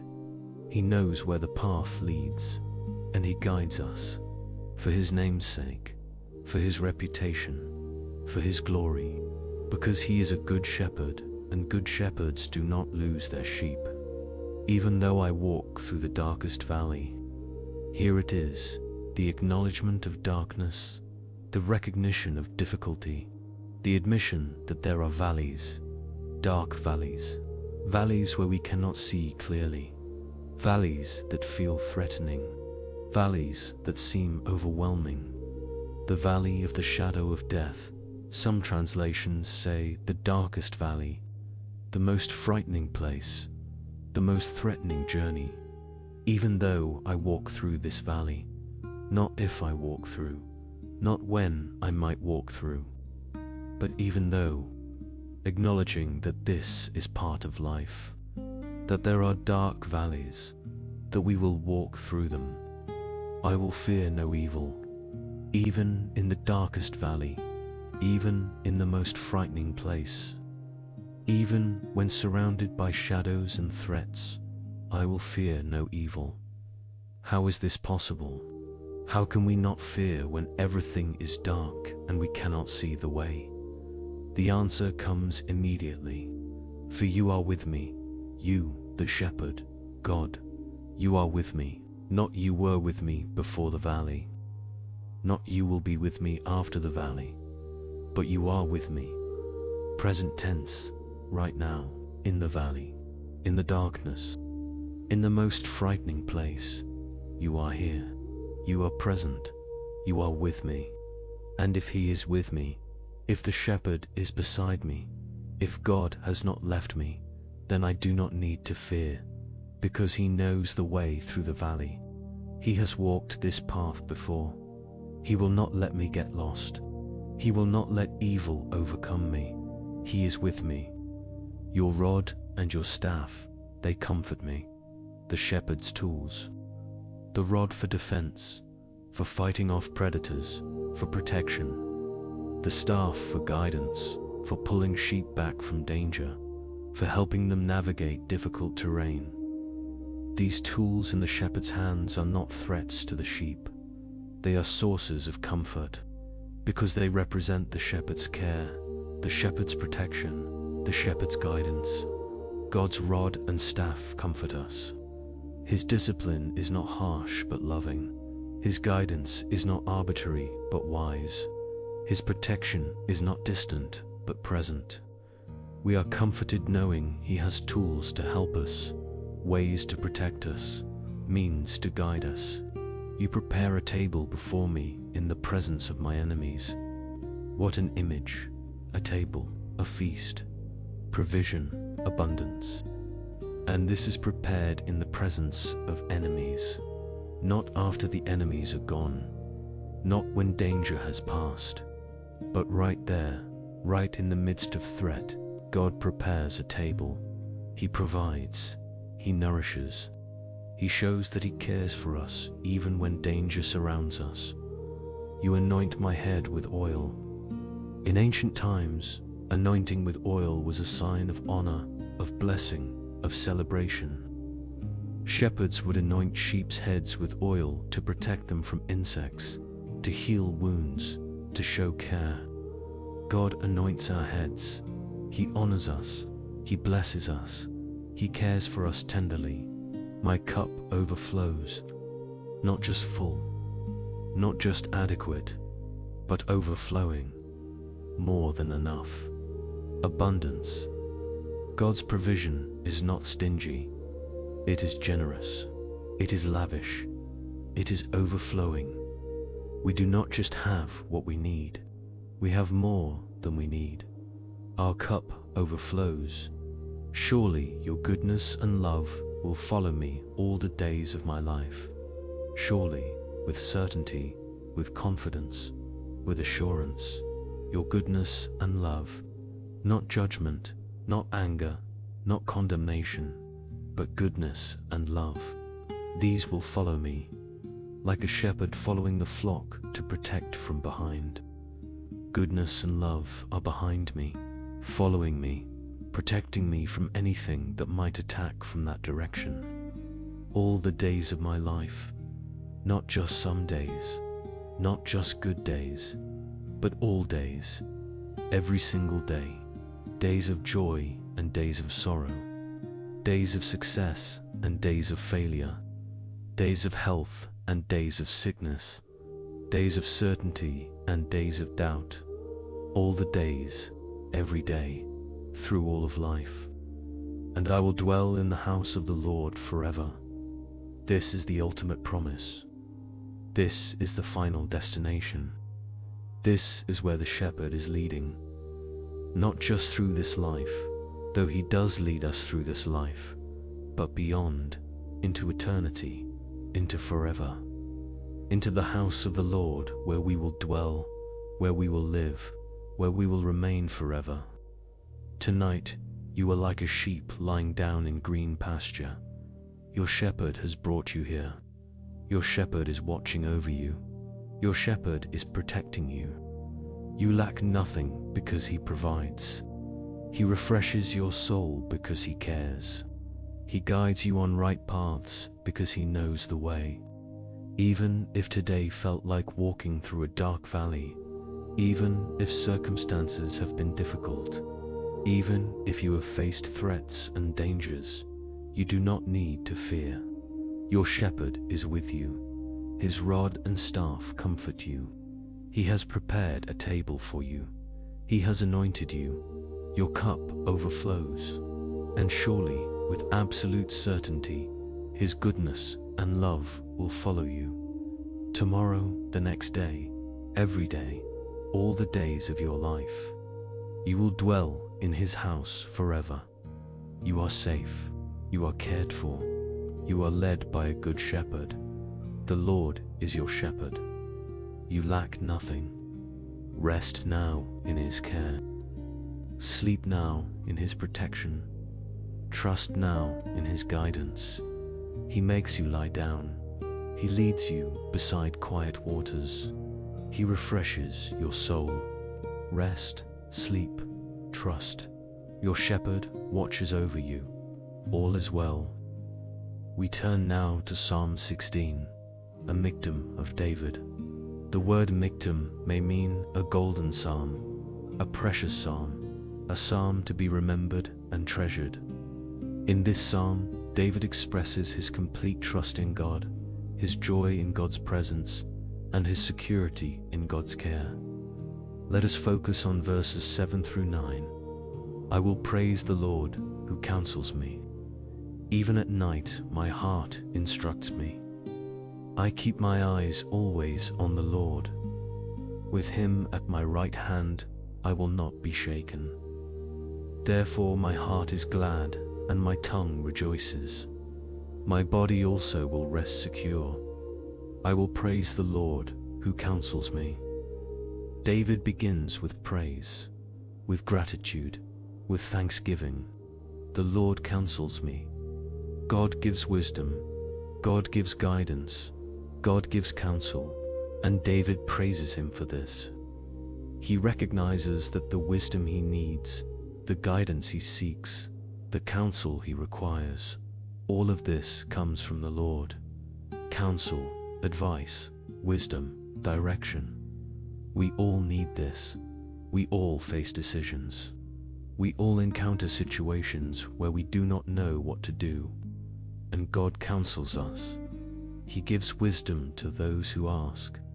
He guides those who seek his direction. He provides counsel to those who need it. Even at night, my heart instructs me. This is remarkable. Even at night, during the hours of darkness, during sleep, during rest, my heart instructs me. The heart here means the inner being, the core of who we are, the place where God's Spirit dwells in us. And this heart instructs us even at night. God continues his work in us even while we sleep. He speaks to us in the night. He teaches us during rest. He instructs our hearts when our minds are quiet. This is why sleep is so important. This is why rest is sacred. Because God uses these times to work in us at deeper levels, to speak to our hearts, to instruct our inner beings. You may go to sleep with a question. You may lie down with a problem. You may close your eyes uncertain about what to do, and you may wake up with clarity, with direction, with a sense of knowing what is right. This is God counseling you even at night. This is your heart instructing you. This is God's work during your rest. I keep my eyes always on the Lord. David's focus is fixed. His attention is set. His gaze is steady, not on his circumstances, not on his problems, not on his fears, but on the Lord, always, constantly, continuously. I keep my eyes always on the Lord. This is the secret of stability. This is the key to peace. This is the foundation of rest. When our eyes are on our problems, we are overwhelmed. When our eyes are on our circumstances, we are anxious. When our eyes are on our limitations, we are discouraged. But when our eyes are on the Lord, when we focus on who He is, when we gaze at His character and His faithfulness and His power, everything changes. With Him at my right hand, I will not be shaken. Again, the right hand, the place of honor, the place of strength, the place of protection. God is at David's right hand, close, present, ready to help. And because of this, David will not be shaken, might not be shaken, not hopefully will not be shaken, but will not be shaken with certainty, with confidence, with assurance. Shaken, moved from stability, knocked off balance, made to fall. This will not happen to David, not because circumstances are always stable, not because life is always calm, but because God is at his right hand, because his focus is on the Lord, because he keeps his eyes fixed on the one who never changes. Therefore my heart is glad and my tongue rejoices. This is the result of keeping eyes on the Lord, of having him at our right hand, of knowing we will not be shaken. Gladness, joy, rejoicing, not pretend happiness, not forced cheerfulness, but genuine gladness, real joy, true rejoicing. My heart is glad, deep inner joy, not dependent on circumstances, not based on everything going well, but rooted in the presence of God, in the security of his care, in the certainty of his faithfulness. And my tongue rejoices. The joy is not just internal, it expresses itself, it comes out. The tongue rejoices. Words of praise, words of thanksgiving, words of worship. The inner gladness becomes outer expression. My body also will rest secure. And here is what we have been waiting for, the promise of physical rest, of bodily security, of peaceful sleep. My body also will rest secure. Not just my soul, though that rests too. Not just my spirit, though that finds peace. But my body also, my physical being, the flesh and bones and muscles and nerves that make up my physical existence. This body will rest secure, rest safely, rest without fear, rest with confidence, rest with peace. The body is able to rest because the heart is glad, because the tongue rejoices, because the eyes are on the Lord, because he is at the right hand, because we will not be shaken, secure, protected, safe, guarded. Nothing can harm the body that rests in God's care. Not ultimately, not eternally. The body may experience difficulties in this life. It may face challenges. It may even die eventually. But it rests secure. It is held in God's hands. It is kept by his power. It will be raised in glory. This is the foundation of peaceful sleep. This is why we can rest. This is how we find security. We praise the Lord who counsels us. We trust that he instructs our hearts even at night. We keep our eyes always on him. We know he is at our right hand. We are confident we will not be shaken. And therefore our hearts are glad, our tongues rejoice, and our bodies rest secure. What does your body need tonight? It needs rest. It needs security. It needs peace. And God offers this, not because you have earned it, not because you have done everything right, not because your circumstances are perfect, but because he is at your right hand, because you can keep your eyes on him, because he counsels you and instructs your heart even during sleep. Your body can rest secure. Let go of the tension you are holding. Release the fear that keeps you alert. Surrender the anxiety that makes you restless. God is at your right hand. You will not be shaken. Your heart can be glad, your tongue can rejoice, and your body can rest secure. Even at night, your heart instructs you. Trust this, believe this, receive this. God is working in you even while you sleep. He is counseling you even while you rest. He is guiding you even when you are unconscious. You do not have to figure everything out before you sleep. You do not have to solve every problem before you rest. You can let go. You can close your eyes. You can trust that God will instruct your heart even at night. I keep my eyes always on the Lord. Make this your practice now. Turn your inner gaze toward him. Focus your attention on his presence. Think about his character. Remember his faithfulness. Recall his goodness. Keep your eyes on the Lord, not on your circumstances, not on your worries, not on your fears. on the Lord. With him at my right hand, I will not be shaken. Feel this truth. God is at your right hand right now. He is close. He is present. He is with you. And because he is there, you will not be shaken. You will not fall. You will not collapse. You are steady in him. You are stable in his presence. You are secure in his care. Therefore my heart is glad and my tongue rejoices. My body also will rest secure. Let gladness fill your heart now. Let rejoicing come to your lips, even if only in silent prayer. And let your body rest secure, completely, fully, deeply. Your body can rest. Your body should rest. Your body will rest secure because the Lord is with you, because he counsels you, because he keeps you from being shaken. Rest now, secure in his care, safe in his presence, held in his love.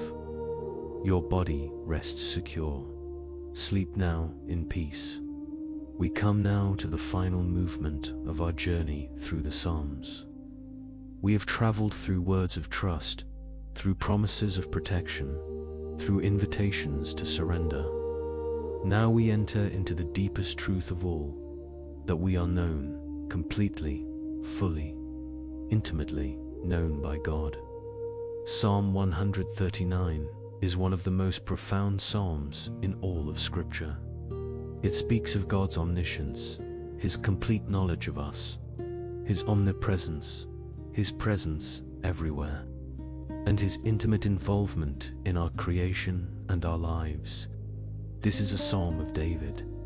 Let us read portions of it slowly, letting each truth sink deep. You have searched me, Lord, and you know me. You know when I sit and when I rise. You perceive my thoughts from afar. You discern my going out and my lying down. You are familiar with all my ways. Before a word is on my tongue, you, Lord, know it completely. You have searched me, Lord, and you know me. Searched. This word means examined thoroughly, investigated completely, explored fully. God has searched David. He has looked into every corner. He has examined every part. He has explored every aspect of who David is. And the result, you know me. Complete knowledge, total understanding, full awareness. God knows you, not just knows about you, not just knows some things about you, but knows you, knows your heart, knows your thoughts, knows your fears, knows your dreams, knows your struggles, knows your joys, knows your sorrows, knows your past, knows your present, knows your future. He knows you. You know when I sit and when I rise. The most ordinary actions, sitting, rising. The simple movements of daily life, God knows them all. He is aware of when you sit down to rest. He notices when you stand up to act. Nothing about you is hidden from him. Nothing about you escapes his attention. You perceive my thoughts from afar, before you speak them, before you form them into words. Even from a distance, God perceives your thoughts. He knows what you are thinking. He understands your mental processes. He sees the thoughts that no one else sees, the thoughts you would never voice, the thoughts you barely acknowledge to yourself. He perceives them all. You discern my going out and my lying down, going out into the day, lying down at night, all the activities, all the rest, all the movement and all the stillness. God discerns it all. He understands the rhythm of your life. He knows your patterns. He sees your routines. He is aware of everything. You are familiar with all my ways. Familiar. This word suggests intimate knowledge, close acquaintance, deep understanding. God is familiar with all your ways, Not just some of them, not just the public ones, but all of them. The ways you act when others are watching, the ways you act when no one sees, the ways you think, the ways you feel, the ways you respond, all your ways. He is familiar with them all. Before a word is on my tongue, you, Lord, know it completely. Before you speak, before you form the sentence, before the word comes to your lips, God already knows it, completely, fully, totally. He knows what you are about to say before you say it.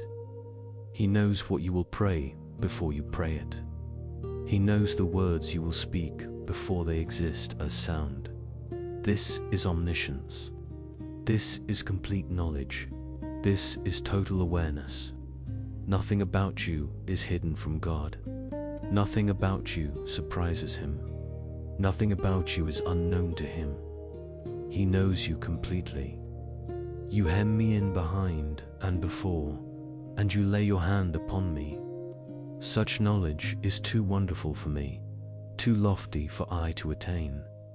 You hem me in behind and before, hem in, surround, enclose, encompass.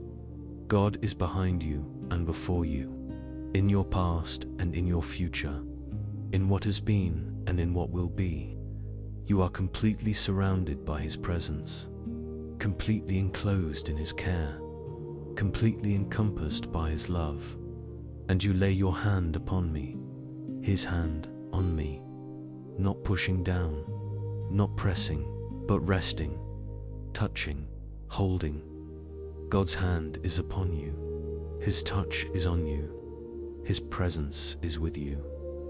You are under His hand, protected, guided, held.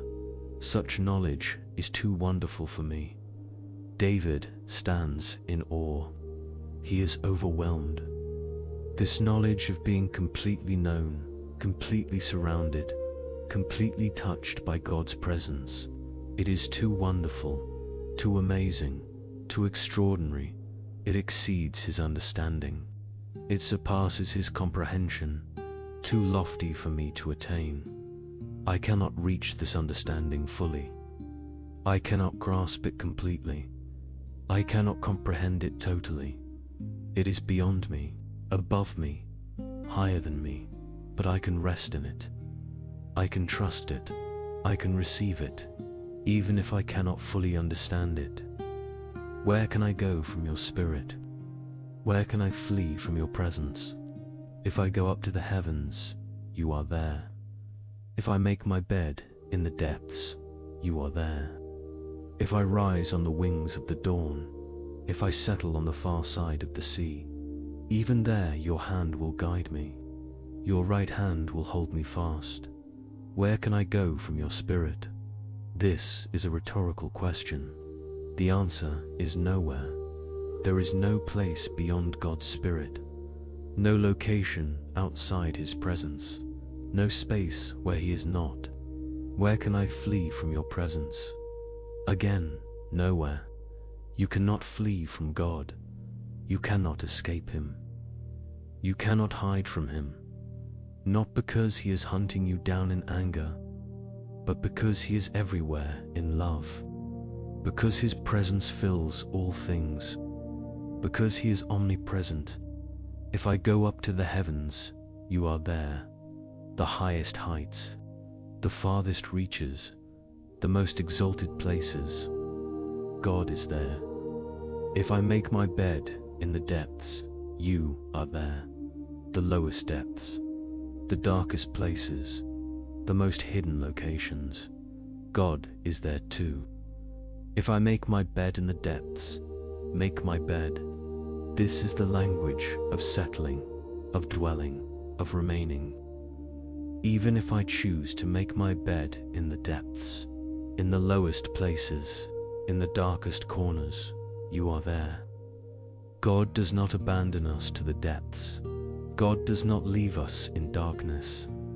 God is there, even there, especially there. If I rise on the wings of the dawn the first light of morning, the eastern horizon, if I could fly as fast as light spreads across the earth, if I could move at the speed of sunrise, if I settle on the far side of the sea, the western edge, the most distant shore, the farthest place from where I am, even there your hand will guide me, your right hand will hold me fast. Even in the fastest movement, even in the most distant location, even at the far edge of the world, God's hand is there, guiding, holding, keeping, His right hand, the hand of power, the hand of protection, the hand of love. It holds me fast, firmly, securely, tightly. I cannot slip from His grasp. I cannot fall from His hold. If I say, surely the darkness will hide me and the light become night around me, even the darkness will not be dark to you. The night will shine like the day, for darkness is as light to you. If I say, surely the darkness will hide me, if I think I can hide in darkness, if I believe that when it is dark, God cannot see, if I imagine that night provides cover from His gaze, even this is false, and the light become night around me. Even if light itself turns to darkness around me, even if everything goes black, even if I am surrounded by complete darkness, even the darkness will not be dark to you. To God, darkness is not dark. To Him, it is as clear as day. To Him, there is no difference. The night will shine like the day. What is night to us is day to God. What is dark to us is light to Him. What we cannot see in, He sees perfectly in. The night shines to Him like day. For darkness is as light to you. They are the same to God. Light and darkness, day and night. He sees equally in both. He is present equally in both. This is so important for sleep. This is so crucial for rest. This is so vital for peace. When we close our eyes and everything goes dark, when we lose consciousness and awareness, when we descend into the darkness of sleep, God is there. The darkness is not dark to Him. The night shines like day to Him. He sees us. He knows us. He watches over us. You may feel like you disappear when you sleep, like you cease to exist when you lose consciousness, like you are gone when the darkness of sleep takes you, but you are not. You are still there, still known, still seen, still held. The darkness of your sleep is not dark to God. The night of your unconsciousness shines like day to Him. He is with you, He knows you, He holds you, even in the deepest sleep, even in the darkest night. For you created my inmost being. You knit me together in my mother's womb. I praise you because I am fearfully and wonderfully made. Your works are wonderful. I know that full well. My frame was not hidden from you when I was made in the secret place, when I was woven together in the depths of the earth. Your eyes saw my unformed body. All the days ordained for me were written in your book before one of them came to be. For you created my inmost being. You made me, you formed me. You created the deepest part of who I am, my inmost being, my inner self, my soul, my spirit, my personality, my uniqueness. You created it, you formed it, you made it. You knit me together in my mother's womb, like a weaver at a loom, like an artist at work, like a craftsman creating. You knit me, you wove me, you put me together piece by piece, cell by cell, fiber by fiber. In my mother's womb, in secret, in hiddenness, in darkness, you were there, you were working, you were creating. I praise you because I am fearfully and wonderfully made, fearfully, with awe, with reverence, with wonder, wonderfully, amazingly, marvelously, beautifully. I am fearfully and wonderfully made, not accidentally, not randomly, not carelessly, but fearfully and wonderfully, with intention, with purpose, with love. Your works are wonderful, I know that full well. God's works, what He creates, what He makes, what He does, all of it is wonderful, and I am one of His works. I am something He made. I am someone He created, and therefore I am wonderful too, not because of anything I have done, but because of who made me, because of how I was made.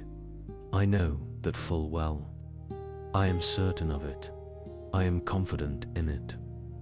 My frame was not hidden from you when I was made in the secret place. My frame, my body, my physical being, when I was made in the secret place, in the womb, in hiddenness, in the place no one else could see.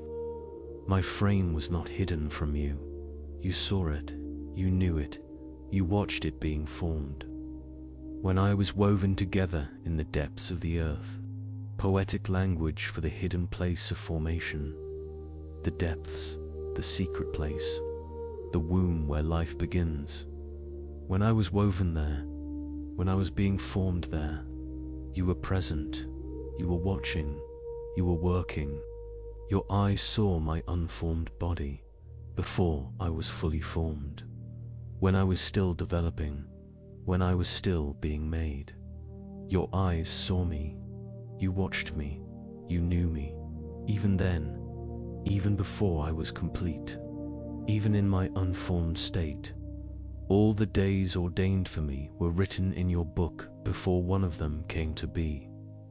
All my days, every single one, past, present, and future. They were ordained, appointed, determined, planned, written in your book, recorded, noted, known, before one of them came to be, before I lived even one day, before I experienced even one moment. All of them were already written, already known, already ordained. God knows your days. He has seen them all. He has ordained them all. He has written them all in His book. Every day you have lived. Every day you are living. Every day you will live. He knows them. He has planned them. He has purposes for them. This means tonight is not a surprise to God. This moment is not unexpected. This sleep is not unplanned. God has ordained this day. He has written it in His book, and He has ordained tomorrow as well. You do not know what tomorrow holds, but God does. He has already seen it. He has already planned for it. He has already prepared the way, so you can sleep, you can rest, you can let go of tomorrow because God already holds it. You can release your anxiety about the future because God has already been there. You can trust Him with what is to come because He has already ordained it, already written it, already prepared for it. How precious to me are your thoughts, God. How vast is the sum of them. Were I to count them, they would outnumber the grains of sand. When I awake, I am still with you. How precious to me are your thoughts, God. God thinks about you. He has thoughts toward you, and those thoughts are precious, valuable, treasured, beloved. Not angry thoughts, not condemning thoughts, not dismissive thoughts, but precious thoughts, thoughts of love, thoughts of care, thoughts of purpose. How vast is the sum of them. Vast, innumerable, countless, immeasurable. The sum of God's thoughts toward you is vast. You cannot calculate them. You cannot count them. You cannot measure them. There are so many, so constant, so continuous. Were I to count them, they would outnumber the grains of sand. Imagine trying to count every grain of sand on a beach, on all beaches, in all the world. Impossible, uncountable, and God's thoughts toward you are more numerous than that. They outnumber the grains of sand. That is how often God thinks of you. That is how constant His attention is toward you. When I awake, I am still with you. Here is the promise for sleep. When I awake, after the darkness, after the unconsciousness, after the night, when I awake, I am still with you, still continuing. Unchanged, I am with you now, as I lie down.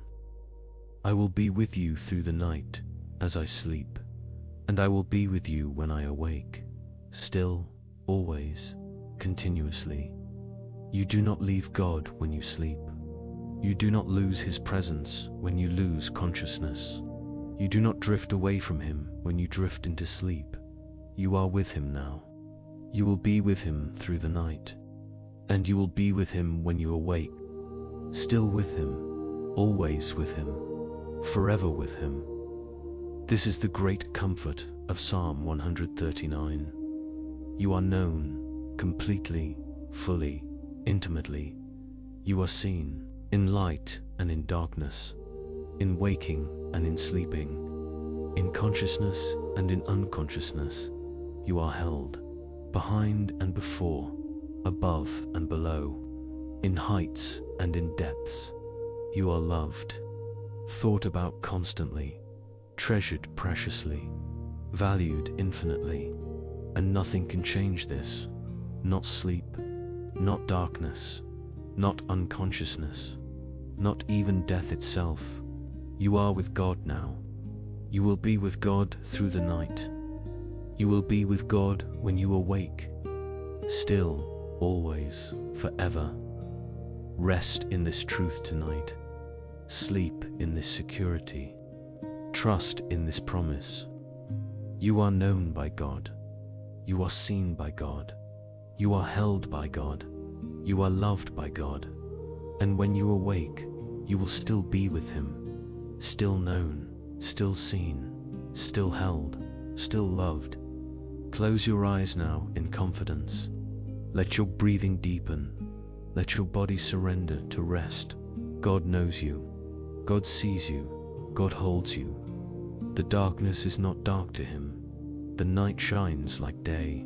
He is with you, and when you awake, you will still be with Him. Rest now in this beautiful, unchanging truth. We continue now into a deeper place of rest, a quieter space, a more still center. We will move slowly through several evening psalms, letting their words wash over us like gentle waves, like a lullaby, like a soft breeze. There is no hurry here, no rush, only rest, only peace, only the slow, gentle movement toward deeper sleep. Psalm 134 is one of the shortest psalms, only 3 verses. A brief song sung by night watchmen in the temple, those who stood guard through the dark hours, who kept vigil while others slept. Listen to their song. Praise the Lord, all you servants of the Lord who minister by night in the house of the Lord. Lift up your hands in the sanctuary and praise the Lord. May the Lord bless you from Zion, He who is the maker of heaven and earth. Praise the Lord, all you servants who minister by night. Minister by night. Serve during the dark hours. Worship in the darkness. Even at night, there is ministry. Even in darkness, there is service. Even when others sleep, there are those who watch, who pray, who praise. But tonight, you are not the night watchman. You are the one who rests. You are the one who sleeps. God is your night watchman. God is the one who stays awake. God is the one who keeps vigil. While you sleep, He watches. While you rest, He guards. While you surrender consciousness, He remains fully conscious of you. Lift up your hands in the sanctuary and praise the Lord. Even now, in your heart, you can lift up your hands, not physically, for your body is resting, but in your spirit, in your inner being. Lift up your hands in praise, in surrender, in trust. You are in the sanctuary of His presence. You are in the holy place of His care. Lift up your hands and let go. Release, surrender, praise. May the Lord bless you from Zion. The blessing is spoken over you, upon you, for you. May the Lord bless you with peace, with rest, with protection, with provision, with everything you need. He who is the maker of heaven and earth, the one with all power, the one with all authority, the one who made everything. This one blesses you. This one watches over you. This one guards you through the night. Let your hands be lifted now in your spirit, open, receptive, receiving the blessing, receiving the peace, receiving the rest. The Lord blesses you from Zion. The Maker of heaven and earth watches over your sleep. You are blessed, you are kept, you are safe.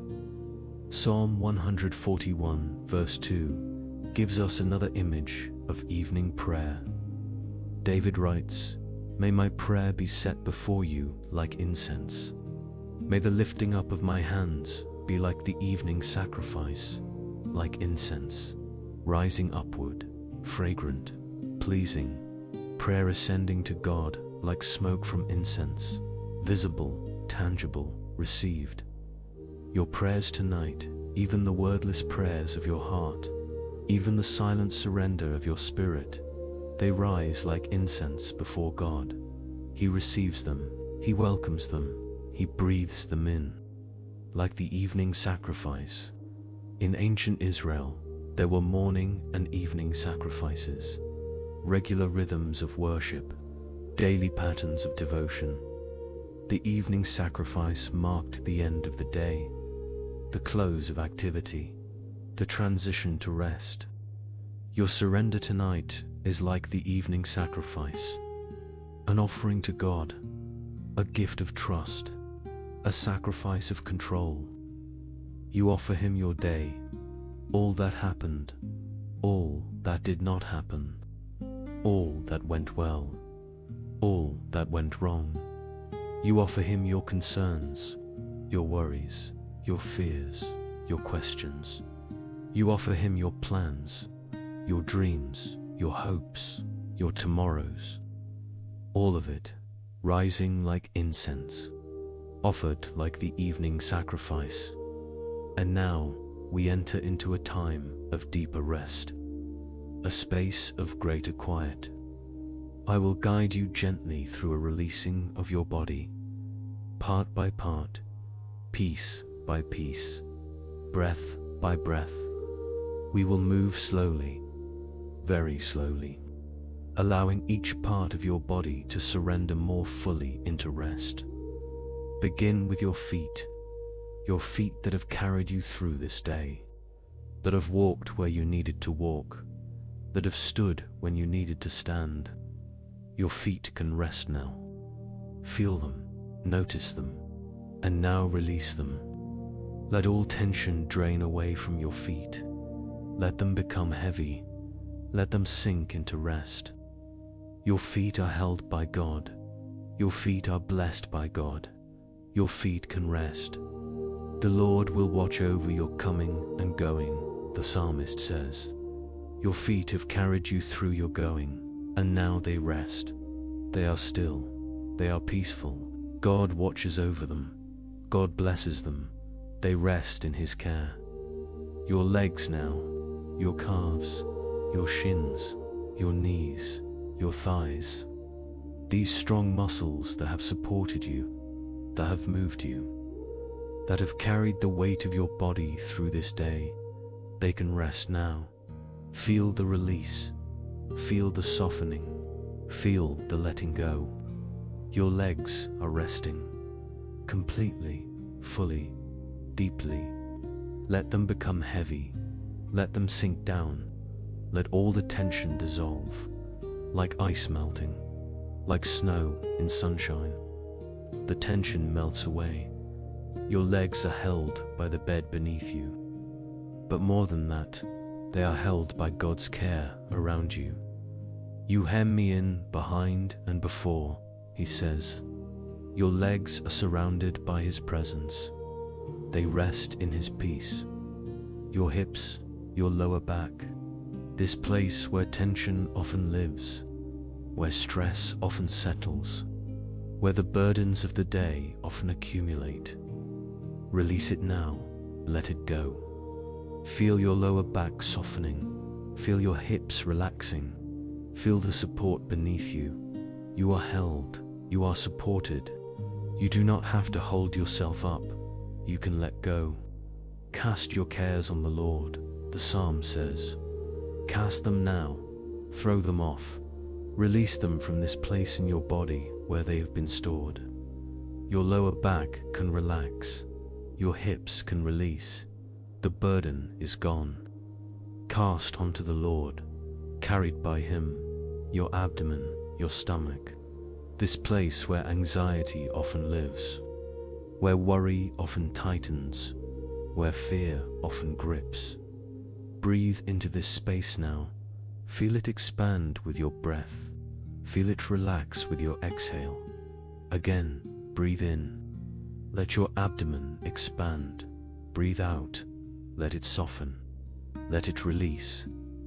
He grants sleep to those he loves. The psalm reminds us, you are loved. This breath is a gift. This relaxation is granted. This rest is given. Your abdomen softens. Your stomach releases. The anxiety dissolves. Breath by breath, moment by moment. Your chest, your lungs, your heart. These vital organs that work without ceasing, that keep you alive, that sustain you. Your lungs breathing in and out, without your effort, without your control. Breathing is a gift. Notice it now. Feel the breath coming in. Feel it going out. You do not have to make it happen. It happens, given to you, sustained by God. Your heart beating, steady, constant, faithful, beating through your whole life. Every moment, every day, every night, even in sleep, it continues. Even in unconsciousness, it persists. You do not have to keep it going.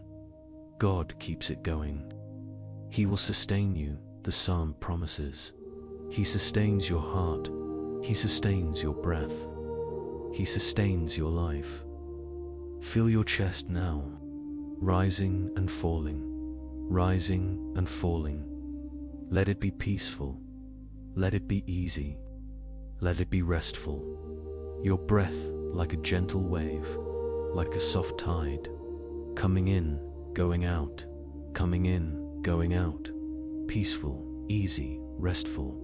Your shoulders now, this place where we carry so much, where burdens rest, where tension builds. Your shoulders have carried much today. They have held weight. They have borne stress. But now they can release. Now they can let go. Now they can drop. Feel your shoulders dropping, sinking down, away from your ears, away from tension, into rest, into release, into peace. The burdens you have been carrying, give them to God now. Feel them lifting from your shoulders. Feel the weight leaving. Feel the freedom coming. He will keep you from all harm, the psalm says. You do not have to protect yourself by staying tense. You do not have to defend yourself by staying tight. God keeps you. God protects you. Your shoulders can drop. They can rest. They are free. Your arms, your elbows, your forearms, your wrists, these limbs that have worked today, that have reached and held and done. They can rest now. Feel them becoming heavy. Feel them sinking down. Feel them letting go. Your arms are resting. Your hands are resting. Open, receptive. Released, I have calmed and quieted myself, the psalmist says. Your arms are calm. Your hands are quiet. Nothing to grasp. Nothing to hold. Nothing to control. Just rest. Just peace. Just stillness. Your neck. This bridge between your head and your body. This place of connection. Often tight. Often tense. Often strained. Let it soften now. Let it relax now. Let it release now. Your neck is free to rest. Free to let go. Free to be at ease. Feel your head supported. Held by the pillow. Held by the bed. Held by God's care. Your neck does not have to work to hold your head up. Your neck can rest, can relax, can release. All the tension flowing out, all the tightness melting away. Your neck is at peace. Your jaw so often clenched, so often tight, so often holding tension we do not even realize. Let your jaw relax now. Let your teeth part slightly. Let your tongue rest soft in your mouth. Your jaw is heavy. Your jaw is loose. Your jaw is at rest. Be still, God says. Your jaw is still. Your mouth is quiet. Your face is peaceful. No words needed now. No speech required. Only stillness. Only quiet. Only rest. Your face. Your cheeks. Your eyes. Your forehead. Let all the muscles of your face soften. Smooth. Release. Your forehead is wide and smooth. No furrowed brow. No worried lines. Just smoothness. Just peace. Just rest. Your eyes are closed, resting behind your eyelids. Not searching, not looking, not watching, just resting, just being, just receiving the darkness as a gift. The darkness that is not dark to God. The darkness where He sees you perfectly. Your eyes rest in this darkness, safe, held, at peace. Your whole face is soft now, peaceful, restful, like a child asleep, like one who trusts completely, like one who is loved perfectly.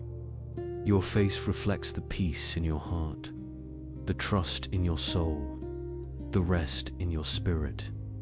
Your whole body now, from your feet to your head, from your toes to your crown, your entire body is resting. Every muscle, every fiber, every cell, all of you is at rest, held, supported, surrendered, safe. My body also will rest secure, the psalmist declares. Your body rests secure, in God's care, in God's presence, in God's love. Nothing can harm you. Nothing can threaten you. Nothing can disturb your rest. Your body rests secure.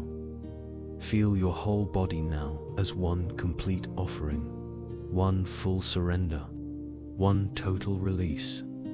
You have given every part to God. You have released every piece into His care. Your body is no longer yours to manage. It is His to watch over, His to protect, His to sustain through the night. Into your hands I commit my spirit, Jesus prayed.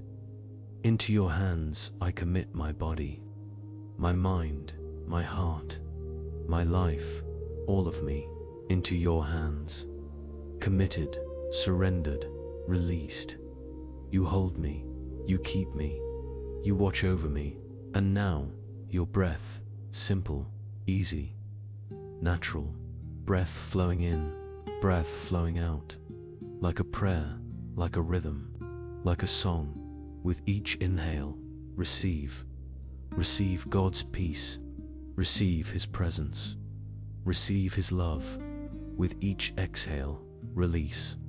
Release your control. Release your worry. Release your burden. Breathe in peace. Breathe out control. Breathe in presence. Breathe out worry. Breathe in love. Breathe out burden. Again and again and again. This is the rhythm of trust, the pattern of surrender, the breath of faith. In peace I will lie down and sleep, the psalmist says. In peace, this peace that comes from surrender, this peace that flows from trust, this peace that rests in God. In this peace you lie down, in this peace you sleep, in this peace you rest. Your breath continues, easy, gentle, soft, like waves on a shore, like wind in leaves, like the quietest whisper. In and out, in and out. Peace with each breath, rest with each moment, trust with each heartbeat. Let the silence hold you now. Let the quiet surround you. Let the stillness embrace you. There is nothing you need to do, nothing you need to think, nothing you need to figure out. Only rest, only peace, only sleep. He grants sleep to those He loves. You are loved. Sleep is granted. Rest is given. Receive it now. Accept it fully. Rest in it completely. You are held in love, surrounded by peace, kept in perfect safety. The psalmist says, I am like a weaned child with its mother. Like a weaned child, I am content. Content, at rest, at peace. Not needing anything in this moment, not demanding anything right now. Just being, just resting, just trusting. Like a child in mother's arms, like a beloved in the Father's care. You are this child, held safe, loved, content to simply be held, content to simply rest, content to simply trust. Nothing more needed, nothing more required. Just this, just rest, just peace. Let yourself sink deeper now, deeper into rest, deeper into peace, deeper into sleep, like sinking into soft clouds, like settling into warm water, like floating on a gentle sea, deeper, softer, quieter, more restful, more peaceful, more still. The Lord is my shepherd. I lack nothing, you lack nothing. Everything you need, you have. Everything required, you possess. Not material things necessarily, but the essential things. Peace, rest, love, presence, protection, safety. You lack nothing. He makes me lie down in green pastures. You are lying down in green pastures, in places of nourishment, in places of plenty, in places of rest. He makes you here. He brings you here. He provides this rest. Receive it. Accept it. Rest in it. He leads me beside quiet waters, still waters, peaceful waters, not rushing, not turbulent, not threatening, quiet, still, peaceful, like your breath now, like your heart now, like your spirit now, quiet, still, at peace. He refreshes my soul. Feel the refreshing now. Feel the renewal. Feel the restoration. Your soul is being refreshed by His presence, by His peace, by His love. Refreshed, renewed, restored. Deeper now, deeper into rest, deeper into peace, deeper into sleep. The words become fewer now. The silence becomes greater. The stillness becomes deeper. Rest, peace, sleep. These are your companions now. These are your comfort. These are your home. In peace I will lie down and sleep. In peace lying down, sleeping. This is your present reality. This is your current experience. This is your gift received. Peace, rest, sleep. The Lord watches over you, watching, always watching, never sleeping, never leaving, never failing. He watches, you rest, He guards, you sleep, He remains vigilant. You surrender consciousness. This is the sacred exchange. This is the holy trust. This is the perfect peace. Deeper, quieter, stiller, more peaceful, more restful, more complete. Surrender, release, let go, sleep, rest, peace. When I awake, I am still with you, still with Him, always with Him, forever with Him. This promise carries you through the night. This truth holds you in sleep. This certainty keeps you in peace. When you awake, you will still be with Him, but now you sleep. Now you rest. Now you surrender to the gift of sleep that He grants to those He loves. And you are loved, so deeply loved, so completely loved, so perfectly loved. Rest in this love. Sleep in this love. Be held in this love, all through the night, all through your sleep, all through the dark hours. Loved, held, safe. Rest now, sleep now, peace now, deeply, completely, fully, in God's care, in God's presence, in God's love. Rest, sleep, peace. We move now into the deepest part of the night, the quietest hours, the stillest moments, the space between waking and sleeping, where words become whispers, and whispers become silence, and silence becomes the language of the soul. Psalm 30, verse 5, speaks a truth that has comforted God's people for thousands of years, a promise that carries us through darkness into light. Listen to these words. Let them settle into the deepest part of your being. Weeping may stay for the night, but rejoicing comes in the morning. Weeping may stay for the night. The psalmist acknowledges that nights can be hard, that darkness can bring tears, that the hours before dawn can feel long and heavy. Weeping may stay. It may linger. It may remain through the dark hours. Perhaps you have wept tonight. Perhaps tears have fallen. Perhaps sorrow has visited. Perhaps pain has been present. The psalmist does not deny this, does not dismiss it, does not pretend that nights are always easy. Weeping may stay for the night. But this beautiful word, this hope-filled word, this promise-carrying word, but rejoicing comes in the morning. Comes. Not might come, not could come, but comes, with certainty, with assurance, with promise. Rejoicing comes in the morning. The night is not forever. The darkness is not permanent. The weeping is not endless. Morning comes, light returns, rejoicing arrives. This is the rhythm of God's world. This is the pattern of His grace. This is the promise of His faithfulness. Night and morning, darkness and light, weeping and rejoicing. They follow each other. They succeed one another. They are part of the same cycle, and the cycle always moves toward light, always moves toward morning, always moves toward rejoicing. You may be in a night season now. You may be walking through darkness. You may be experiencing the weeping that stays for the night. But hear this promise. Morning comes.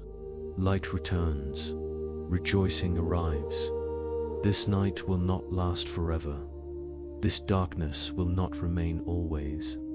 This sorrow will not endure eternally. Weeping may stay for the night. So if tears come even now, let them fall. If sorrow rises, let it be felt. If pain surfaces, acknowledge it. The night holds space for weeping. The darkness allows for tears. God does not condemn your sorrow. He does not dismiss your pain. He sits with you in it. He holds you through it. He promises that it will not last forever, but rejoicing comes in the morning. Hold this promise. Cling to this truth. Trust this reality. Morning will come. Perhaps not tonight, perhaps not tomorrow, but morning comes. The sun rises, the light returns, and with it, rejoicing. Rejoicing, not just the absence of weeping, not just the ending of sorrow, but rejoicing, joy, gladness, celebration. This is what morning brings. This is what light carries. This is what God promises. Even as you rest tonight, even as you sleep through these dark hours, morning is coming. The earth is turning. The sun is approaching. The light is on its way.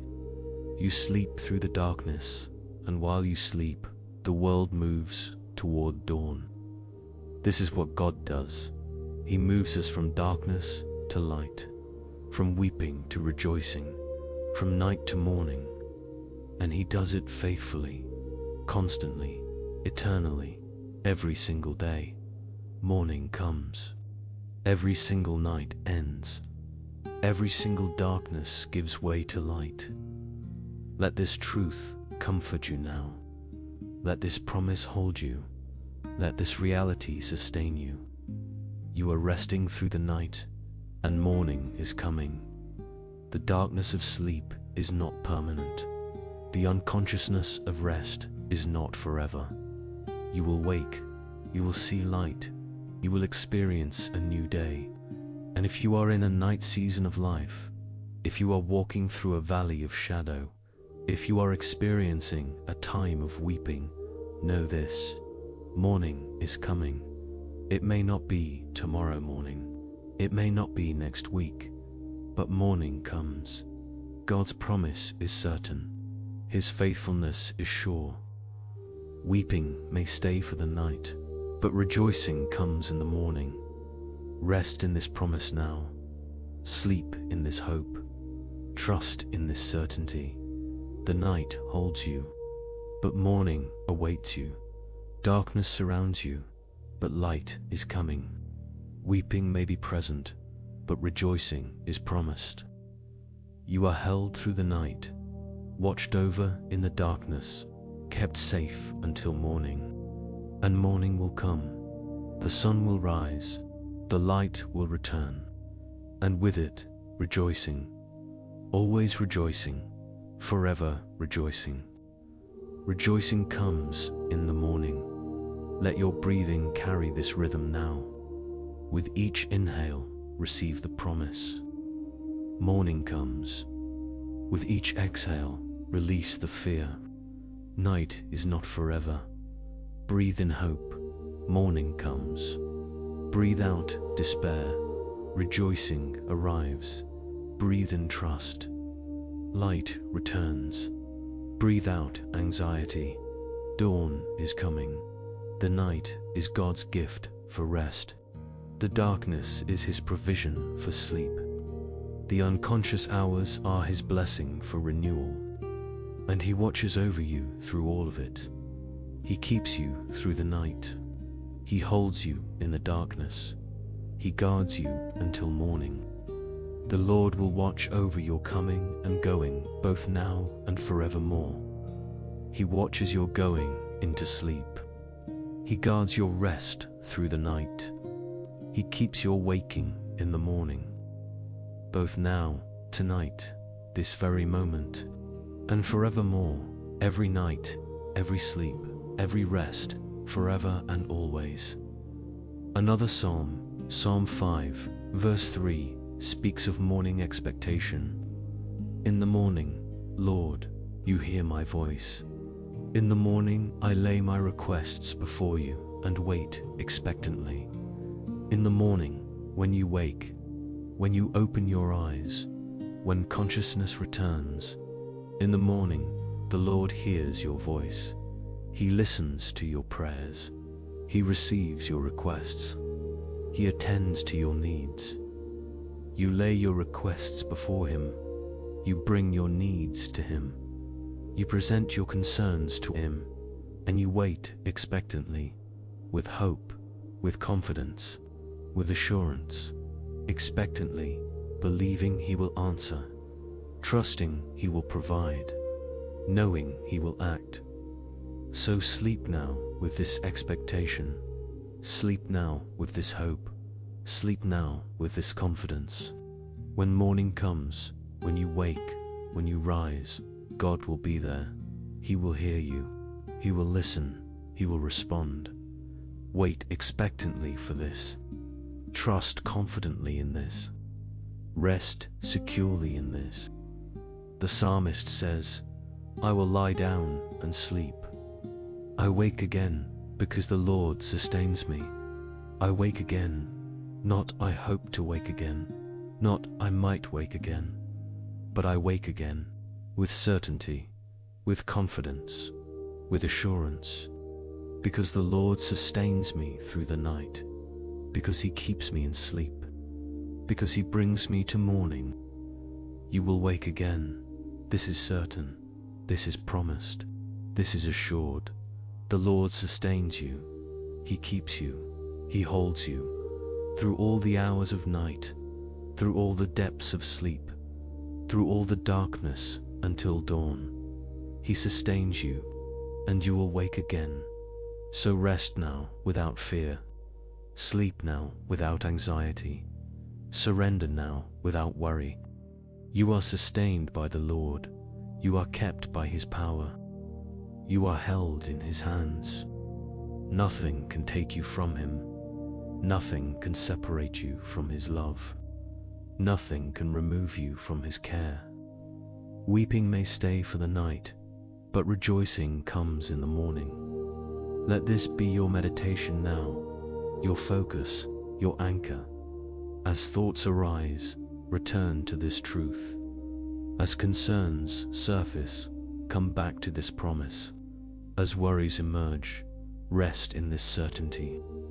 Weeping may stay, but rejoicing comes. Night may linger, but morning arrives. Darkness may remain, but light returns. This is God's pattern. This is His rhythm. This is His faithful promise. And so you rest, and so you sleep, and so you trust. Through this night, through these hours, through this darkness, held by God, kept by His love, sustained by His power, until morning, until light, until rejoicing. The words become fewer now. The silence becomes deeper. The stillness becomes fuller, because there is nothing more that needs to be said. The promises have been spoken. The truths have been shared. The comfort has been given. Now there is only rest, only peace, only sleep. Only the quiet breathing of one who trusts. Only the peaceful rest of one who is held. Only the deep sleep of one who is loved. Weeping may stay for the night, but rejoicing comes in the morning, night, morning, weeping, rejoicing, darkness, light, sleep, wake. All part of God's rhythm, all part of His pattern, all part of His faithful care. You rest in this rhythm now. You sleep in this pattern. You trust in this care. Night holds you.